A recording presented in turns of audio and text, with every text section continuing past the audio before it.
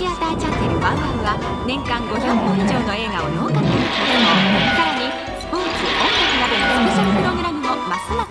ただみの方お断り。フ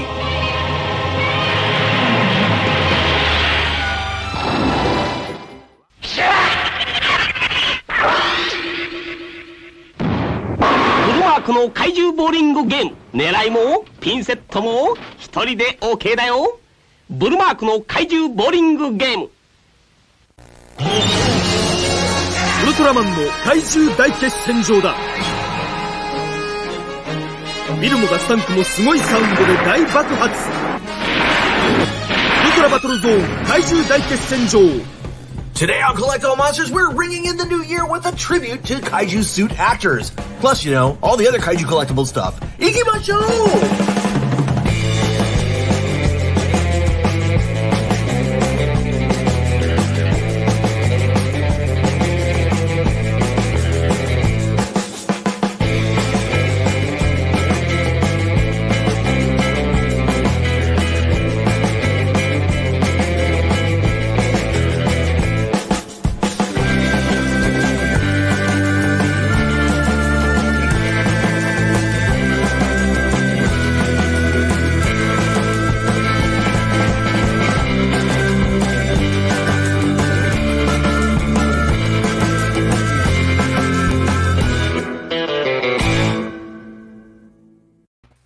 Hey, what's up, and welcome to episode 24 of Collect All Monsters, the YouTube program that takes a look at the kaiju genre from the collectible side of things. And my name is Kyle, and I used to host the Kaijucast, and now I'm here hosting this wonderful program. It's kicking off year 3 for Collect All Monsters. Gonna be a good one, I can only assume. And we're going to go around the room like we do normally and introduce ourselves. But also, if any of my co-hosts have gotten anything over the past month or two, John, that they want to show off and want to basically just show and tell what they got, we're going to kick that off right now. So let me pass things over to Leslie Chambers. What's up, buddy? What's going on, people? What's going on? The first edition of Collect All Monsters for 2022. Hope everybody had a great holiday, Christmas, Hanukkah, Kwanzaa. Happy New Year. If y'all had a good one, y'all still here. I hope y'all had a great holiday. And welcome back. Welcome back to, once again, the first video, or at least first show of 2022. And we got some great things in store for this show this year. So let's get the party train rolling. So let me show you a few things I did get for myself since the last time we were together.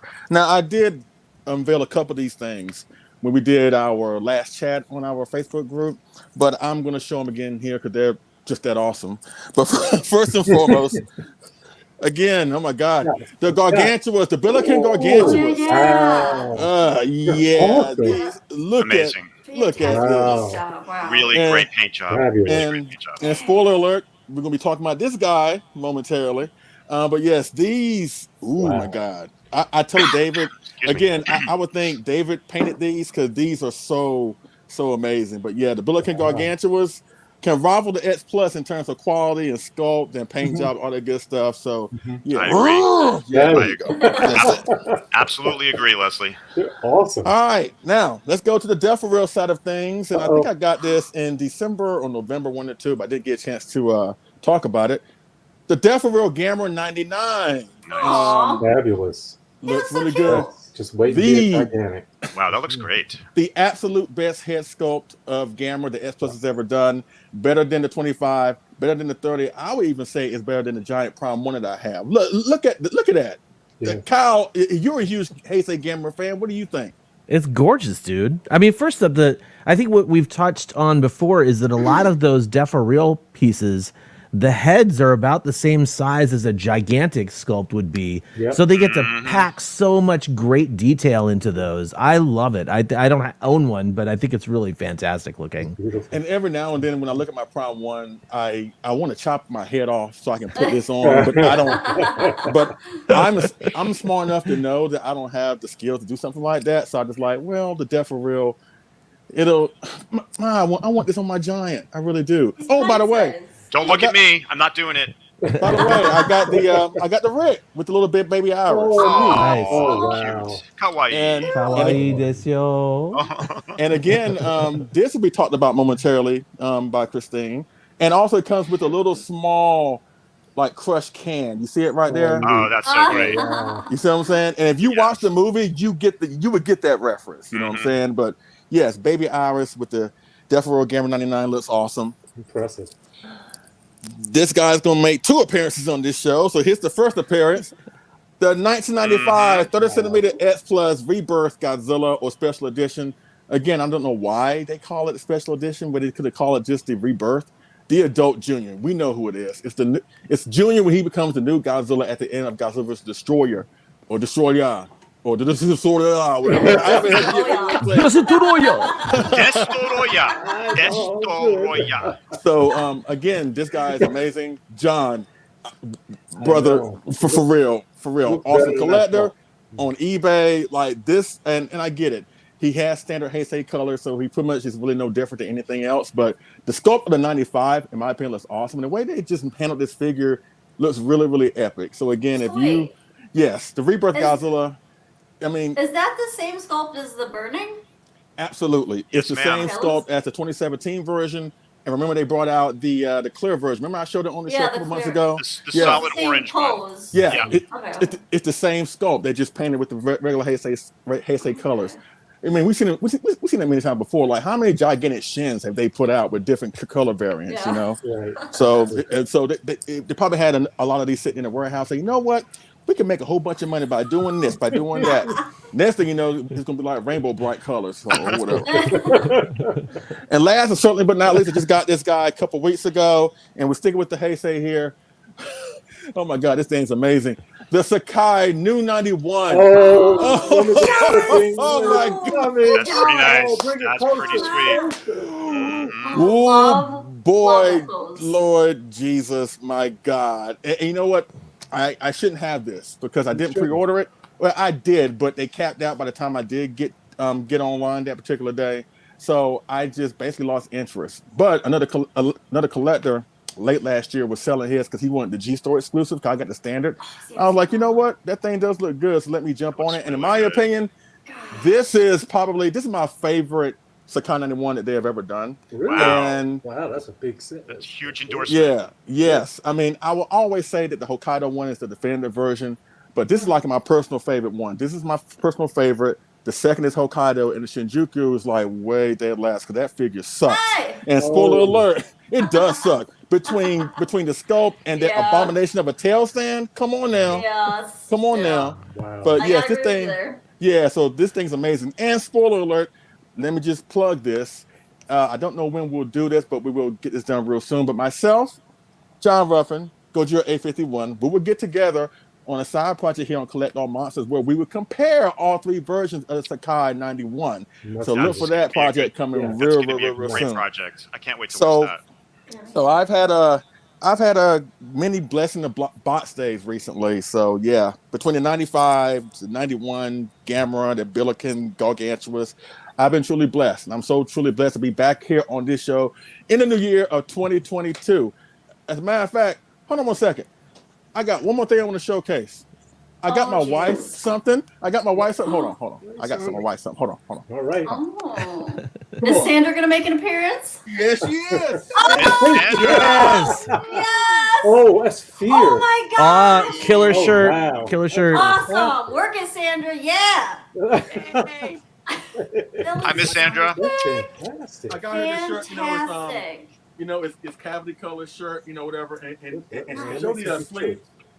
Look at that. I love the Wow, sleeves. that's Oh good. my God. That's so Oh, we got great. the It's got eyes. option destroyer right This there. is fan service because this. Wow. Everything about the sleeve is Oh. fan service. Wow. Because Oh my gosh. you know what I'm saying? Oh, I need That's, one. yeah, that's that's really pretty impressive. cool. Okay, you sold me. I'm sold. Yeah. I need one. And it glows in the dark. Oh, get Oh, out. no, it doesn't. Wow. Yeah, That's it does. awesome. It glows in the dark. Oh, man. I love that. That's Wow. awesome. So that's Good what job, we got. Leslie. Thank you very much. So that's what we got in our household. So without further ado, I'm gonna kick it over to my main man up in Seattle, Washington, the one and only Dopko. Thank you, Sandra. Thank you. Thanks, Sandra. Yeah. Awesome. Hey, it's me. Hey, Dude, dude. thanks everybody for tuning in. Always appreciate it. Great to see so many familiar faces in the chat room. We will check in with you guys later on, a little bit later on. I know we've gotten a lot more activity in our Facebook group. So anybody who's new to the show, welcome. I hope you enjoy it and continue to patronize our show and our group. So let's see. I did say Happy New Year, so I guess it's time for me to show off what I got. All right, so I'm going to just do something that I've wanted to do for a long time. Show off one of the best pieces X Plus has come out with. Wow. The Beast from 20,000 Fathoms, the AKA Rhedosaurus from the movie The Beast from 20,000 Fathoms. He, in essence, is the godfather of Godzilla. Yes, indeed. This was the inspiration for Honda, Subaraya, etc. to create Godzilla, the original Godzilla. So, yeah, love him. He's great. He came. I got the standard. I didn't really want the base. He did come in a black and white monochrome version, which I decided not to get because I can make this black and white anytime I want. You know what I mean? Photographically, anyway. So it's a great figure. I think people are really stoked with it, and it may actually be a really strong contender for Figure of the Year for 2022. Already. Don't know. Just being a little clairvoyant there, but it's a great figure, and anybody who's a fan of Harryhausen and stop motion, it's kind of a must-have, and they're available out there. I think Star Race still has some available, like the color and the black and white monochrome version. So, really great piece. I'm so stoked to have it in my collection. Let's actually do this one next. This is thanks to Mr. Leslie Chambers.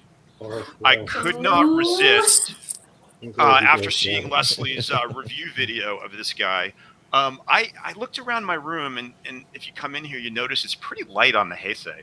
So I decided it's time to add another Heisei piece to my collection. And boy, did I choose wisely. It's beautiful. Leslie said it all. It's great. It's got a little slight head tilt, as you can see, which is really kind of neat. The paint job is a little monochromatic. I actually touched this one up just a tad to give it a little to punch it out a little bit, and I really worked on the mouth and teeth a little bit too. So, but it's great right out of the box. It's a great figure, and thank you, Leslie, for pointing this in my direction and bringing it to my attention. And everyone else's attention. Hopefully, the 91 won't have the same thing because I don't need another. No. All right, so this little guy is small, but he really packs a punch. This is a vintage Popey Godzilla, and it's the smallest one in that series. And I have to give a huge shout out to two people: Richard Cox for bringing it to my attention, and Kyle for helping me to actually get it from Yahoo Japan. And it's beautiful. It's great. He was not that expensive. I was the only bid, evidently, right, Kyle? Seriously? I think someone else tried to outbid you, but they didn't bid as much as you. Oh, wow. And it was extremely reasonable. The condition is fantastic, and I'm really stoked to have this little guy in my collection. He looks great. I have the large and the medium size. I think I'm missing like one sort of in between size, but he's great. Thank you guys for that assist. Congrats. And then one more thing I want to show you, something that I showed in our group. I did get a new DVD case. Oh yeah, very nice. An eight disc DVD case. I got it from Amazon. It was like $12, and I created my own little art from cutting pieces of that useless big glue spilling, mediocre artwork. Whatever you call it. And so I made my own. It's great. I know there's a bunch of you can actually buy some. People on eBay have made some. I know there's one. Jonathan Portman got one by Matt Frank, which is actually kind of beautiful. Yeah, I've had that one for a while. Yeah, but this is just a little homemade edition, and I took them right out of that case almost immediately because it's just very impractical to store your discs in that. All the criteria. And I'm glad I did because the whole thing with what are we calling it? Glue gate now? Glue gate. Luckily, mine's been all right. Onto the disc. John, you better check it. Everybody better check. Basically, Everybody, the deal. Yeah, I should if you guys out there own this and you haven't been talking to us in the group, there's been an issue with the glue. It gets warmed up and it seeps out from that container onto the actual disc. Or the discs will slide out of their pockets and into the paper with the glue touching and mess up the disc. It's just just a debacle. It's a cluster, you know what. So these are like $12.99. Go on eBay, you can grab them. 8-disc box, case, clamshell, whatever you call it. And I'm really stoked that I finally have it. So I can store it upstairs now, and it's great. And I think I'm looking around. I actually just want to say, like, I did that for my Gamera set as well, because the Gamera set also has 8 discs, and they are also using some kind of pocket system. So I just took it like as soon I did both at the same time. I got 2 of the Blu-ray holders, and I just didn't want a chance getting my discs messed up. Yeah, I mean, it's definitely, it was just poor planning, and whoever designed that box. I mean, who puts a Heisei Godzilla on a Showa collection? Seriously? I mean, look at my face. Do I look happy about that? I mean, come on. You can hire anybody knows better than that. But anyway, breaking news. Breaking news. Yeah. Enough about that. There's one more thing that I did get that I don't think I showed you guys. This beautiful girl right here. Oh, nice. You got one. Baby girl. Deforeal. Beautiful. Violante, and she's big and beautiful, and it's almost not Deforeal. I mean, it's so big and it's so it's almost looks like it'd be a hand puppet. It could totally be a hand puppet. It could totally be a hand puppet. And like Kyle said, or what you guys were talking about, these Deforeal, the heads are so big and detailed that they could absolutely fit onto a gigantic. We already have a big Violante final form, but just in case I want to do another one, it's great. I'm really happy to have it. I'm still waiting for my the 89 companion to go with this. Yes. He hasn't come in yet. Not quite yet. I was late to order it, so it should be coming soon. But that's pretty much it for me, guys. And just trying to look around. Yeah, that's it. And that's for me. That's pretty good. Usually it's like 1 or 2 things. So I'm going to pass it over to Ms. Chapin right there, because I'll take it. Take it. Well done. Now you're over there. Okay, see, I got Oh, wait, so I keep forgetting it's backwards. Yeah. Well, hey everyone, happy 2022. I think it's gonna be a great year. We're gonna start off January awesome, and then keep it up through the rest of the year. So thank you all for joining us. And I just got a couple box days here. Actually, I have one old one. So this actually got a couple months ago, and I forgot to showcase it, but I want to talk about it now because I love it so much. I was able to snag the Marmot Pear Baby 65 set. So we have the 65 Godzilla, and then the 65 Rodan. Wow. So it's a great a couple weeks ago or so, I am on the hunt. I'm like super into these Pear Babies now. Like I wish I had gotten into them back in the day. So there's a few that I'm hunting for, which I doubt I'll ever find them. But if any of you have seen my list in the group, if you can point me in a direction of one. There was one set I was looking for, the fake Godzilla with the little black hole only alien. the most elusive of the Parababy sets. Yeah, well, he was Just up. kidding. He was up on Yahoo Japan auctions and went for a stupid price, so I had to watch him slip away. But it's never bad to put it out there because someone might have one or know where there is one. So it's always a good thing to put out there to our fellow collectors. The hunt is fun as well. And then thanks to John, and I think Kyle, you have this too, I had to pick up the art of Godzilla vs. Kong. And man, there's some really cool stuff in here. Some awesome pictures. I love all the behind the scenes of the movies, the making of and all that. So there's a lot of really awesome tidbits in here and cool pictures. David, I know you're...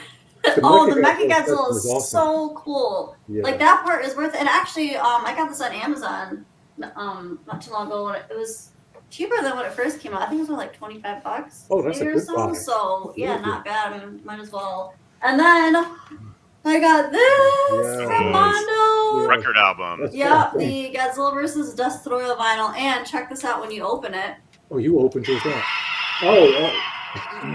Wow. It roars. I'm gonna wear this battery out, but how cool is that?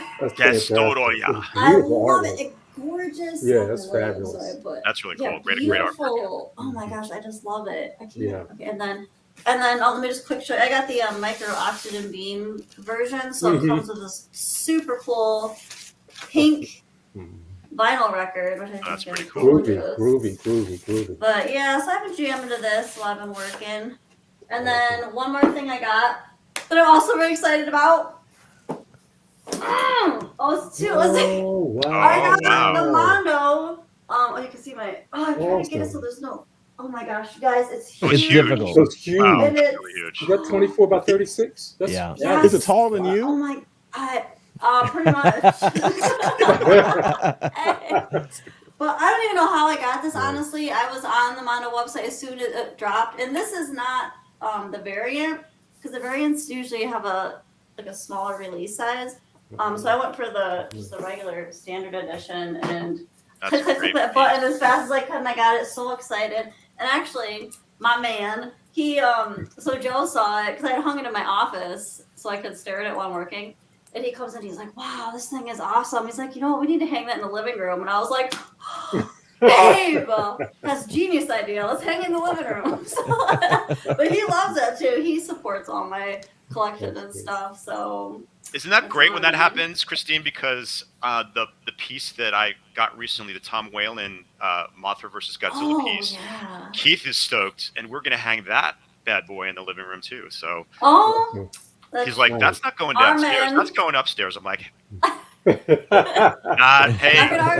not gonna argue with that. So it's definitely in the queue to be framed. But it's nice when your other half can sort of share in your enthusiasm for pieces. Yeah.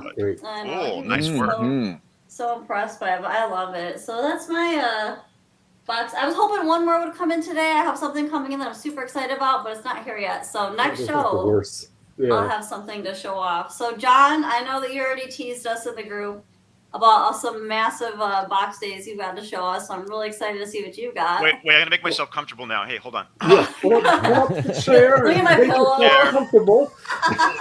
Pour a cup of tea. Yep. I got my tea. Oh my god. Good to go. Okay. John, all right, I'm ready. I'm ready. It's good to be back with you all. It was a rough holiday season. I lost my dear cousin Anna. We're only 3 months apart. It was very difficult, but we made it through the holiday. Happy New Year to everyone. I hope you had a good holiday. So it's good to be back with you, and I thank you for your support, your prayers, your thoughts. They help, and it's wonderful to know you have people that care about you, that think about you. That makes a big difference. So I'm just hoping for a better 2022, but I'm grateful to be here and to be with you. So with that said, let me go through a quick rundown of kind of things I've accumulated over the last couple months. I had to cut some things out because I might go, too long. Let me start with this. Let me first if you got this, Kaiju Ramen, I was privileged to be able to contribute to this issue. Thank you. Nice. I have to get that now. I want the hard copy. And with that in mind, so that's one item. Now, let's see. I've been just kind of going crazy. I'm really gotten paper focused and like just small items. I'm really getting consumed with context behind the things we collect. And so I'm getting it, but I'm finding little things that I always wanted that I've seen. Check these out. Have you ever these stamps of Ishido Honda from I think it's Mozambique? Whoa, no way. Cool. Okay, I've never even heard of that. That is so random, John. I've got some more coming. But they just send it out. So that's just small and simple. And then if you haven't gotten this, Norm England's Behind the Kaiju curtain. Yeah. Should invest in that. So that's got to add to your books. You got to build your book collection up. That's a must. Okay. And if you don't have any of Yuji Kaida's work, you got to pick up the, this is a wonderful. That's the one. Yeah, absolutely. It's a nice compilation of his work, and for a very good price. I think it's only $25. Yeah. Wow. Oh, that's not bad. And totally available U.S. distributors. Totally great buy. And just because I needed some items from it, because I've been consumed about certain things in the past, is another one of the DVD collector. This is the Kodansha sets. Nice. Yeah, those are nice. Yeah, so that's cool. Now I'm getting to the goodies, but not quite yet. Take my time. Now, I think this is one of the smallest figures. I thought it was bigger, but it actually turns out to be. I'm like, It's I don't even know who made it, so it could be a knockoff, but it's an old one, and it's based on the old Marusan figure, but it kind of goes along with your little figure, Dave. I said, I got a little one too. This figure's like cute. 2 inches. I've never seen that before. I have never seen that figure. Is it and it's wind green, up but or it's is it blue. just clear? It's clear, but it's a green, piece of paper, and it goes like red, they have blue, and they have all clear. But there's no indication who manufactured it or anything. Oh my God, that's so neat. That Yeah, is really different. cool. That is I've cool. never seen that before. Yeah, I thought this is too cool. That's I'm cute. saving the best for last. I got a wonderful Christmas gift, and just got to keep your audio going. The 7-inch single collection. Oh, nice. This is Awesome. really nice. Wow. And to have Shin Godzilla in a 45, a couple of Ooh. tracks, really very different. I don't know if they'll ever package that in vinyl, but that's a no. Wow. Nice. Now, Cool. this is different. This is not directly Godzilla, but really important. Keiko Mari, that from Godzilla versus Ghidorah. Well, she was a singer before. Yes. Oh, you're crazy. I know. And so, I started picking up. I really, love this old sound. I mean, I'm in the Pizzicato 5, but this is really like predates the old go-go and, just pop. Love it. Just Fine. love it. Who is that? Who This is is- Oh, that that's her again? album. No. Is that her album? One Oh, of her early albums. This is Silvery Moon. that's and, really like, cool. Yeah, really cool. So, I think Leslie's asking what character did she play in the movie? Who was she? Who she is was that? heroine. No, she was Fuji What movie again? Ghidorah. Fedora. Oh! She wore a wig. I She didn't was wearing a recognize wig. her. My dance moves didn't. Man, I need to go back to class. Yeah, you know what? Oh, the girl in the cat suit. The girl in the Arthur cat Murray. suit. Okay. I have a friend who needs some dance lessons up there in the top. Now I get it. Okay, now I understand that. Now, like Christine, I also picked up. Yes.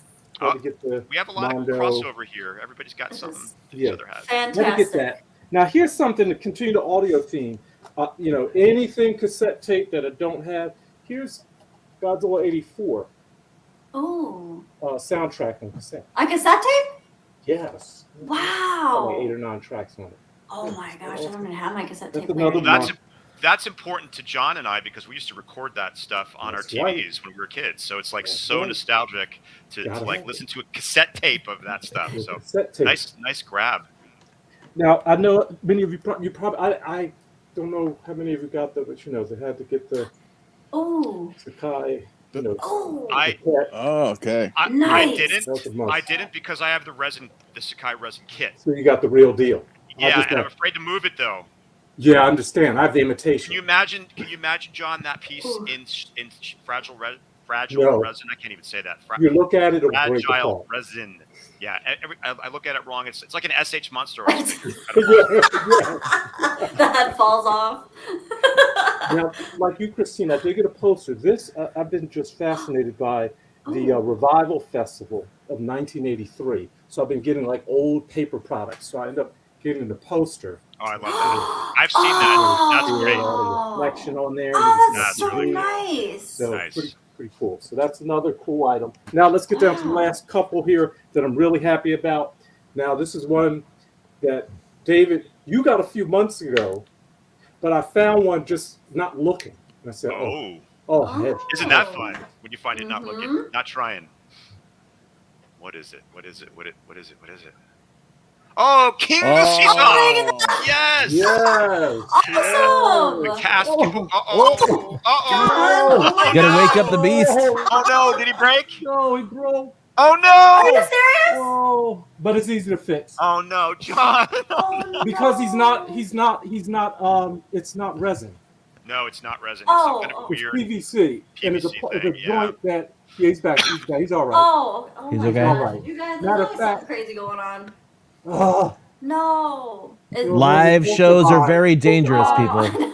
Oh, Oh, no. well, John, real quick. I had the same thing happen with mine. I was taking a picture of my rock wall, right? And I put him back a little too far, and he fell down in between the rocks. I had to like do an archaeological dig to get him out, and he wasn't broken, but he was like really dusty. He actually looked like I excavated him from a cave in Okinawa. No. But that piece, man, I'm telling you, there's something about He'll that survive. little thing. Yeah, a little glue to the it's the joint where the foot, the leg goes in, so he'll live. And with that said, one this is the most important piece. Now, be careful. I don't know if many of you may have this in your collection. I was like, this is crazy, but you got it. This is like, wow. So back in 1994, that was my first trip to Japan. I didn't know this was happening. They had an event called the Great Godzilla Expo in Kibukuro at Sunshine City. A few months before I got there, I had no clue what was going on. But there they sold, and I'm waiting for it to turn into Valentine. Let me open it up. They had Godzilla cells. Yes.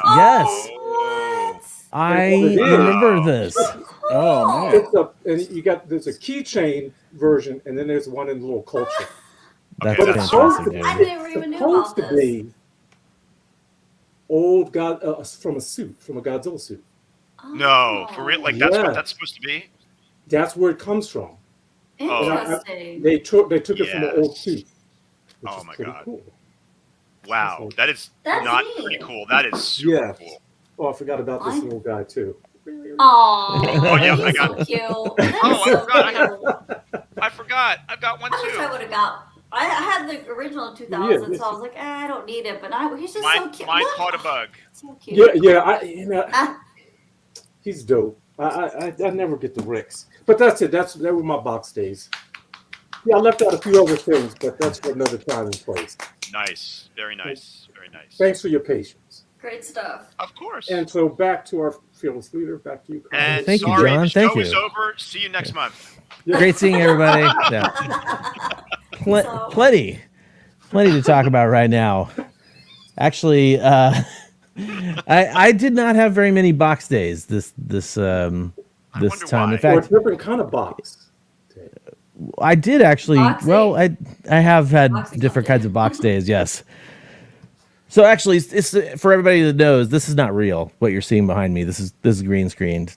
This is my photo of my collection before I packed it all up, because now this is all my shelves look like this right now. Empty cubbies. Oh, wow. What a reveal. I'm Like the Wizard of Oz. Wow. Eric asks if I'm in a new house. No, I'm not in a new house yet. Basically, without oversharing, we decided we're going one direction with moving, and then right before we made a decision to move in that direction, we were like, maybe we should do it this way instead. So it's still happening. We're still packing. The house is going to get sold, but yeah, right. It's like, I just thought it would be hilarious to have a little green screen action for once. And then it does look like my regular collection behind me in a sense. So it's kind of funny that way. Okay, so but it's all about actually this year. Oh my God, you guys! I will not be buying a lot of stuff this year. This is sort of like the year of not collecting all monsters for me, and that's only because of the process that's going to happen with me. But and going forward, but there will be things coming in this year that I have pre-ordered. Peter Santamaria's statue, the Matango from X Plus. A couple things will show up every once in a while, so I'll be able to share some box days. But for right now, I had 2 box days. Not going to show off one thing because we've already showed off the Rhedosaurus. I did pick up the Rhedosaurus. Similar to David, I got the color version, standard with no base. Yep. And I think basically the base is cool, but I didn't think it was like $40 cool or whatever the upcharge was. Exactly. And I was like, you know what? I could put something cool under his foot when it's time. So maybe it'll be a Maser Cannon. Maybe it'll be some other type of Toho mech. I don't really know, but I'll figure it out. The other thing that I was going to show off is actually from when we sold some stuff on the Holiday Bazaar. Peter Santamaria actually hooked me up with essentially like a trade. I traded him my Jamila figure for this gorgeous artwork. Oh wow! And That's Fabulous. I really looking forward to setting that up in the new place when I get there. Those are going to be some of the first things we frame. So cool. And then that's it for box days for me. I haven't gotten anything else really. I did get another little piece of artwork, but it's not kaiju related. The thing that I did want to mention that we have been doing is that as I have been packing up this house, this collection, I have taken photos of everything.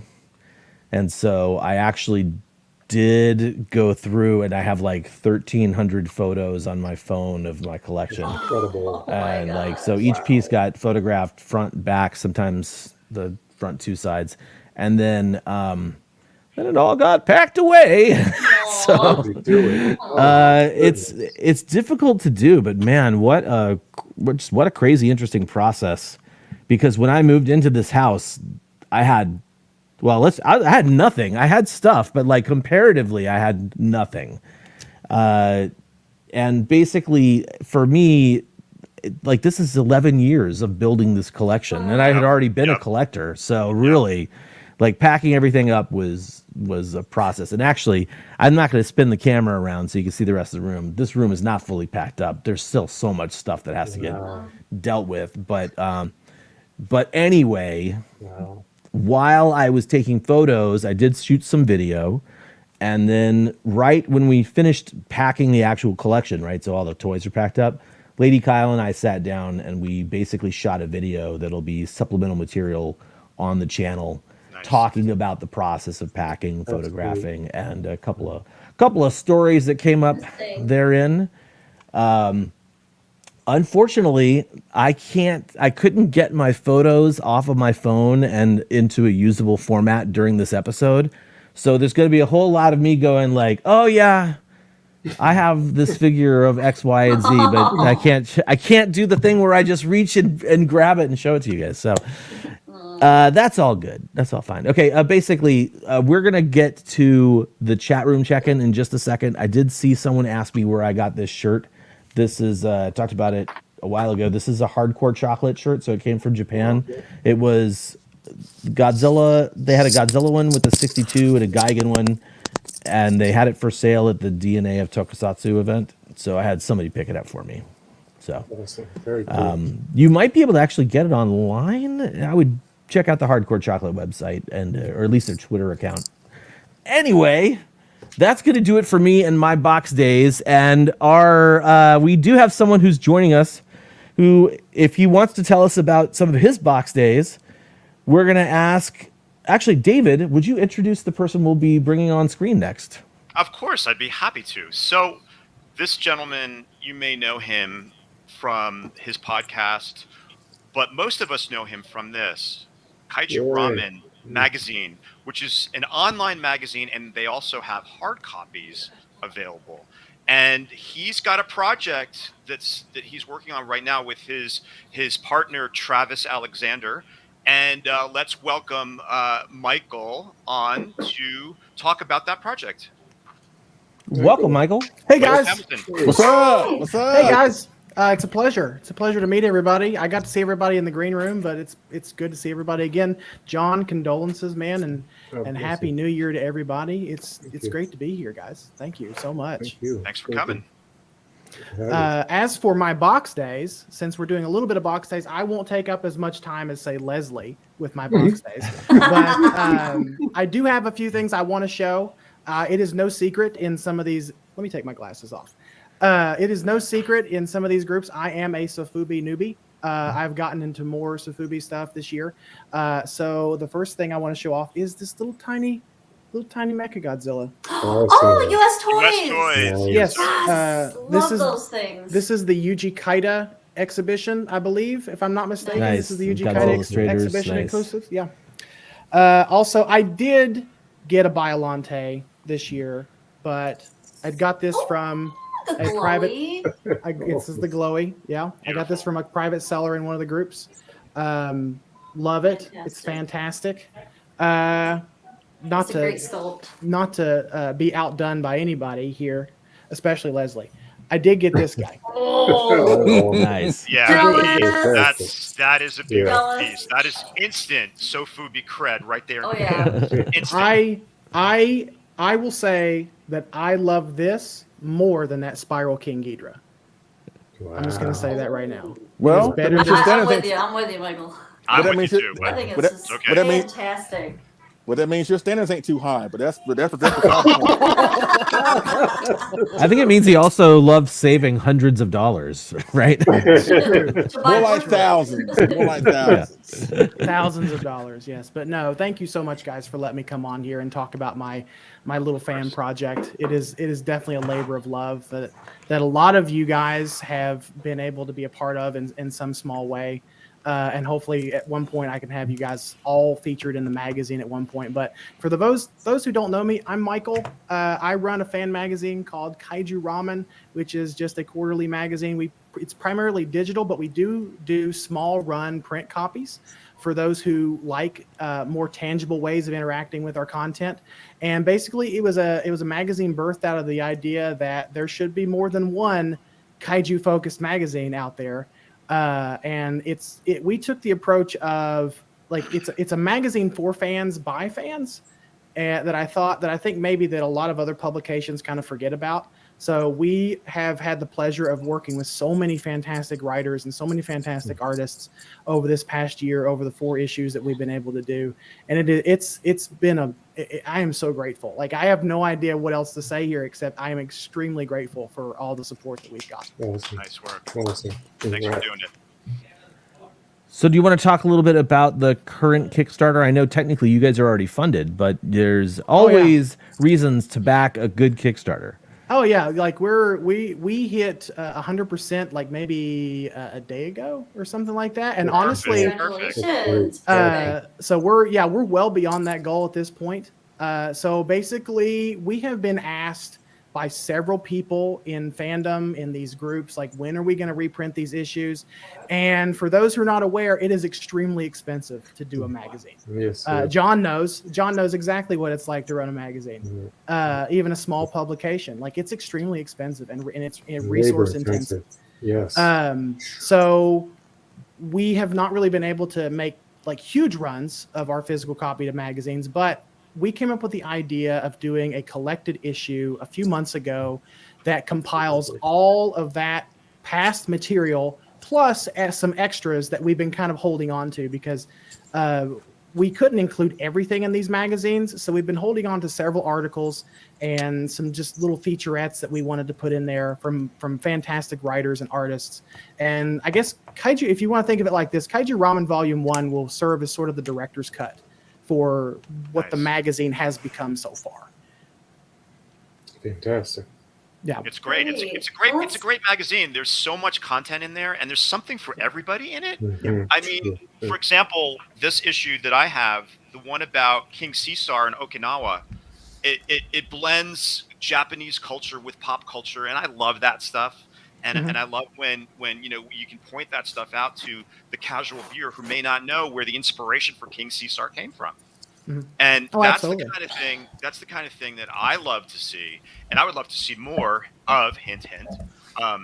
But it's just a great magazine, and I was very honored to have Michael and Travis ask me to have my photos featured in the issue number 1. Is 1 or 2? This is. Show me the cover because they all start blending together at once. That is issue 2. That is issue 2. So yes. Issue 2, I have a little photo spread in there, and again, very, very honored to be a part of this great project, and hope to do more with you guys in the future. Oh, absolutely. Like not blowing smoke, but David, your art's been something that, you know, Travis and I have admired for a long time. Oh, thank you so much. And one of the goals of Kaiju Ramen is what we wanted to feature artists as much as writers, because the artist community within like the Kaiju fandom is so rich. And just there's something, like you said, something for everybody, something for every aesthetic, something for every taste. From photography to illustration, there's a lot. And so it was important to us to have sort of an artist alley type featurette in our magazines. Now I will give a little preview. of starting in issue 5, we're going to be doing more interview type styles for those artist alley pieces. Great. Because we want to have those conversations with several artists that are in fandom. So nice. So Really yeah, nice. it's been such a pleasure to do all this stuff. Right on. Fantastic. Yeah. Awesome. That's great. But one of the things that I wanted to mention too, like as far as like the Kickstarter goes, you're not just going to get articles. You're not going to get just articles and stuff. You're actually going to get a fantastic cover by Mr. Matt Frank, who, if you don't know who Matt Frank is, you've been living under a rock for about 15 years. But do we have a photo of it? I don't know if it's. I think it's up on our Kickstarter. It may be in the comments or comments section. I'll see if I can look at that. I've been seeing him on Twitter. Yeah, but we're gonna have a cover specially done by Matt Frank. Matt has been like a pleasure to work with through this entire process. And one of the early conversations that Travis and I had about, getting when we got Matt on board was like, what do we tell him we want? And I said, I am in no way, place, form, or fashion able to art direct Matt Frank. So I'm just going to say, let Matt Frank be Matt Frank and see what comes out, and just see what comes of it. So that's the way to do it. We were so blown away.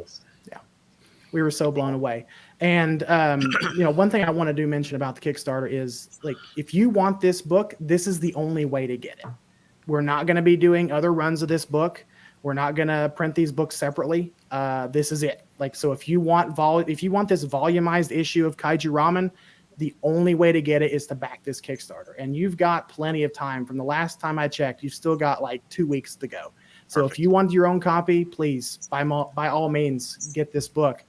You are going to get some extras. You are going to get the usual stuff: posters, stickers, chopsticks. We wanted to include chopsticks because to us that just made sense. Cool. That just made sense for this project. So yeah, if you want those things, please go ahead and support us. Yeah. Chopsticks, what a great idea! You should also include a little packet of togarashi, the extra spice to put in there. Oh yeah. If you want an extra spicy issue. Depending on the budget, we may just throw in a pack of top ramen in there. We don't know yet. There you go. Oh heck yeah! There you go. Excellent. Genius. That's awesome. Thanks so much for coming on, Michael. And again, everybody, there's the info right there. There's plenty of time to be a part of the Kickstarter and to get a volume for yourself. I know personally, I'm going to get one. Absolutely, and look forward to seeing what you guys do beyond this project, the next magazine, the next issue, I should say. And John Ruffin, you were holding up the one that you actually have an article in. Do you want to talk a second about that? What? Yes, Mr. John Ruffin. I contacted John because because the whole idea behind the issue 4 of Kaiju Ramen was nostalgia. And to me, there is nothing more nostalgic than toys. Like, there is nothing more nostalgic than toys. I love toys. Like, I'm a toy collector myself, or else I wouldn't even be on this show. But I love toys, and I could think of no better person to write about toys than Mr. John Ruffin himself. Oh, mercy. So I was blown away when John agreed to do it for us, and thank you, sir. If I hadn't told you already, thank you. It was a pleasure. No, thank you. I'm not a writer, but I like to try to write because I really the nostalgia. David, not just growing up, it just pours out of us. I think that's the big reason why I collect and love Godzilla and Kaiju. It is the reason why I collect. It's the nostalgia of loving these movies and wishing that we had these things back when we were kids, and like reliving our childhood, like going back and saying, man, if I had this, I would bring this to the beach. I would have lost it in the sand, that kind of thing. Which actually did happen in reality to some of my toys. But the nostalgia, and that's one thing about the magazine that I love, the aspect of nostalgia about it too, because everybody seems to be focused on the next thing that's coming out. This one's coming. We're doing this. We're doing that. It's really nice to stop, take a breath, and reflect on where we all started and how it all started for us, our collecting journeys. And to me, that's what makes it all worthwhile. That's why I like to be a part of the show, because I like to, John too, we contribute that part of it, like the old timers part. Yeah. And I think that it's a great thing you guys are doing. So bravo. Thank you. Thank you, guys. My only hope for this project is that we've stewarded this genre, this thing well. I'm going to be a nervous wreck up until it gets into folks' hands. I'm probably going to be a nervous wreck up until long after that, because when you start doing stuff like this, like you want it to be right and you want it to be perfect and you want people to love it. And like, just that's all I want. Like that's all I personally want as someone who loves this genre. I wanted to pour my heart and my feelings towards it into this project, and hopefully it comes out the way we want it. So I'm sure it will. There's no reason to think that it won't. Yeah. Thank you guys so much. It has been such a pleasure to be with the 5 horsemen and 4 horsemen and 1 horsewoman. Horse lady? Horse I don't know. That probably didn't come out as well as it did up here and out there. So equestrian. No. Yeah, you better get woke, buddy. You better get woke. I better get out of here then before I get myself in trouble. Bye, Michael. Michael, thank you very much. I appreciate you being on. Thank you. Great work. All right. Well, guys, I think that's going to do it for our show and tell, and we're going to move right into the news soon, but I think we should do a chat room check-in if Leslie is ready. We've got, oh my gosh, we've got 44 people watching live right now on Facebook and YouTube. And Leslie, I'm going to do my best to highlight some names as you call them out, but we can only do our best. Go for it. Since we're kind of late in the show, a couple names that was showcased during the beginning of the show got bumped off. So I'm gonna do the best I can to read out as many as I can. Of course, Kaijucast Media, Jonathan Portman, Marcellus Winters. What's up, Marcellus? Gonzalo Colade. I'm sorry if I killed that. Liam Foley, of course. Godzilla Train 1090, of course. Kaiju Battle. What's up? Greg Coggin. The Monster Island Film Vault. Let's see who else. Greg Fountain, Daniel Damana, Larry Latham, Helmet. What's up? What's up, Helmet? What's up, Marcellus? David Tripp, Kaiju Live. What's up, AJ? I'm doing a terrible job of this. Eric Stolp. What's up, Eric? Just lots of people. I'm trying to scroll down as fast as I can. David Tripp. Yeah, David Tripp. John Bellotti Jr. John Bellotti Hi, John. Daniel Demana. Yeah. Oh, man. You guys. Matthew Bazell, Ed Holland from Japan. What? Yes. See, now we got a special guest star. Now we got to really be on the top of the game. Sandra, thank you for the cameo. She's in the chat. Thank you for the cameo, Sandra. She's in the chat. And just lots of people enjoying the first episode of 2022 Collect All Monsters. Thank you all for being here. Thank you. Thank you for being here. Andrew Roebuck, my pal Chris Hallett from the UK, always tunes in when he can. That's awesome. I love when we go international. Yeah. It's great. All right. So for this episode, we're basically going to kick off our news segment right now. When we finish the news, we'll have an intermission, come back, and that's when we'll have our Kaiju Suit Actors chat. But of course, like I said, we are going to do the news, and so that means it's time to play the news.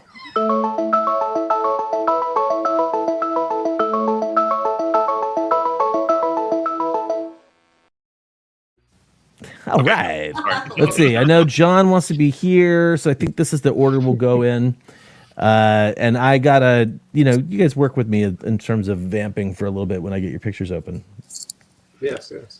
But I guess, Leslie, we'll go ahead and kick things off with you. What's your news item for this particular month? Of course, I'm into the Deforeals. I know the Deforeals line from S Plus is an acquired taste, but there's a lot to look forward to. Like you just saw Valentine from David. I showcased Gamera, but they announced a really cool Deforeal. I think it was last week, a couple weeks ago, and we're finally getting punch. We getting a Deforeal Jet Jaguar or Jet Jaguar or Jet Jaguar. Yeah, Songs in my head. Yes. Yeah, so this guy is I think he's dropping in June. I think he's dropping in June. The standard is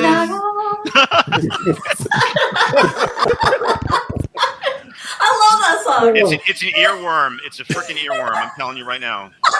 Sorry, Leslie. It's okay. I mean, there is I mean, there is intervention classes for everybody out there. So intervention. Jaguar Anonymous.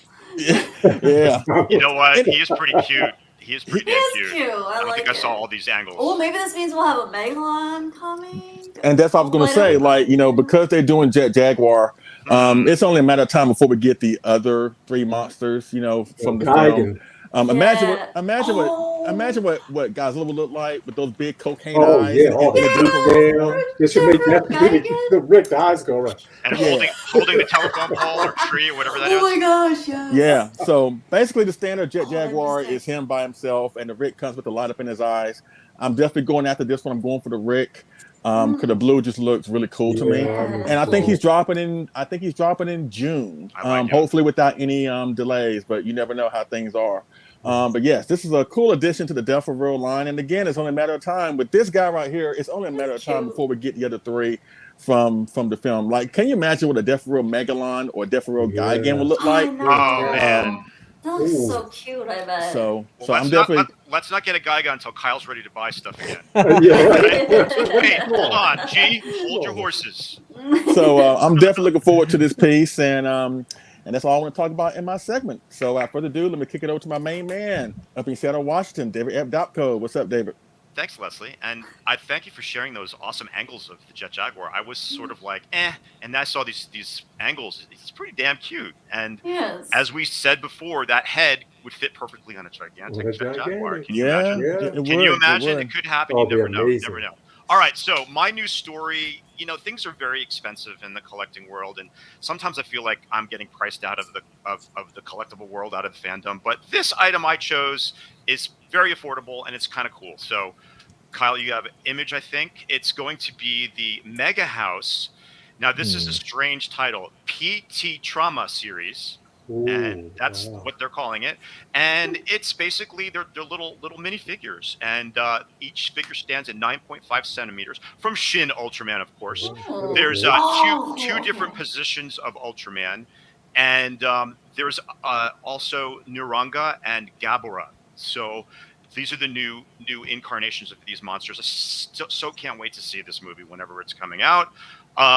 The set retails for about 3,960 yen, very, very reasonable. And you can pre-order it right now from Amazon Japan, and it will be released this coming May of 2022. So I just wanted to put a little something that everybody could A, fit it in their collection because they're small, and B, fit it in because their wallet won't be, destroyed by getting these cool little pieces, and they look like they're super detailed too. Yeah, they do. And I just love little gashapon stuff, and every time we go to Japan, there's always several hours total spent in front of a gashapon machine trying my luck. Kyle knows. Kyle knows. Yeah. If you I remember one time specifically it was the 2 of us, and it was the Hail to the King project, and we were in Ikebukuro, and there was it was like our last day, and we're like, let's just get a couple things. We wanted to get dogs from the little, they were just little gashapon dogs, and we wanted to get a Shiba Inu for Kyle. They didn't have a Boston Terrier, of course. Yeah. So what did we get? Like 7 3 freaking poodles or something like that. It was ridiculous. Like, come on. And then if you've ever done this before, it becomes like a challenge. Like, okay, I'm gonna get one. It's gonna happen next. It's gonna happen next. Yeah. Poodle. It's like But anyway, you don't have to. These are no blind boxes. You get all 4 in the set, and it's just a really fun, reasonable price, and get us all excited for seeing Shin Ultraman. Hopefully, sooner than later. Soon, yeah. Yeah, hopefully soon. So, yeah, that's all I got for my little news segment. Let's go down to, I think, is Christine going next? I think Christine's going. Oh, all right. If she wants to put her drink down. No. It's so good. I need to just lay off. All right, I'm drinking water. So gotta stay hydrated. Yeah, right. Gotta stay hydrated. Christine, just as a heads up, I did not get your images in any specific order. So it's going to be it's going to be just like pull them off of. There you go, perfect. So I think pretty cool coming out. It's by Panlos Brick, It's kind of like Lego building blocks. So they're going to be releasing 3 different building sets, building block sets. It's going to be Godzilla versus Kong. So we got Godzilla, Kong, and then Mechagodzilla. And they're about 2,000 pieces. They come with effects parts. There's no word yet on like a release date or a price.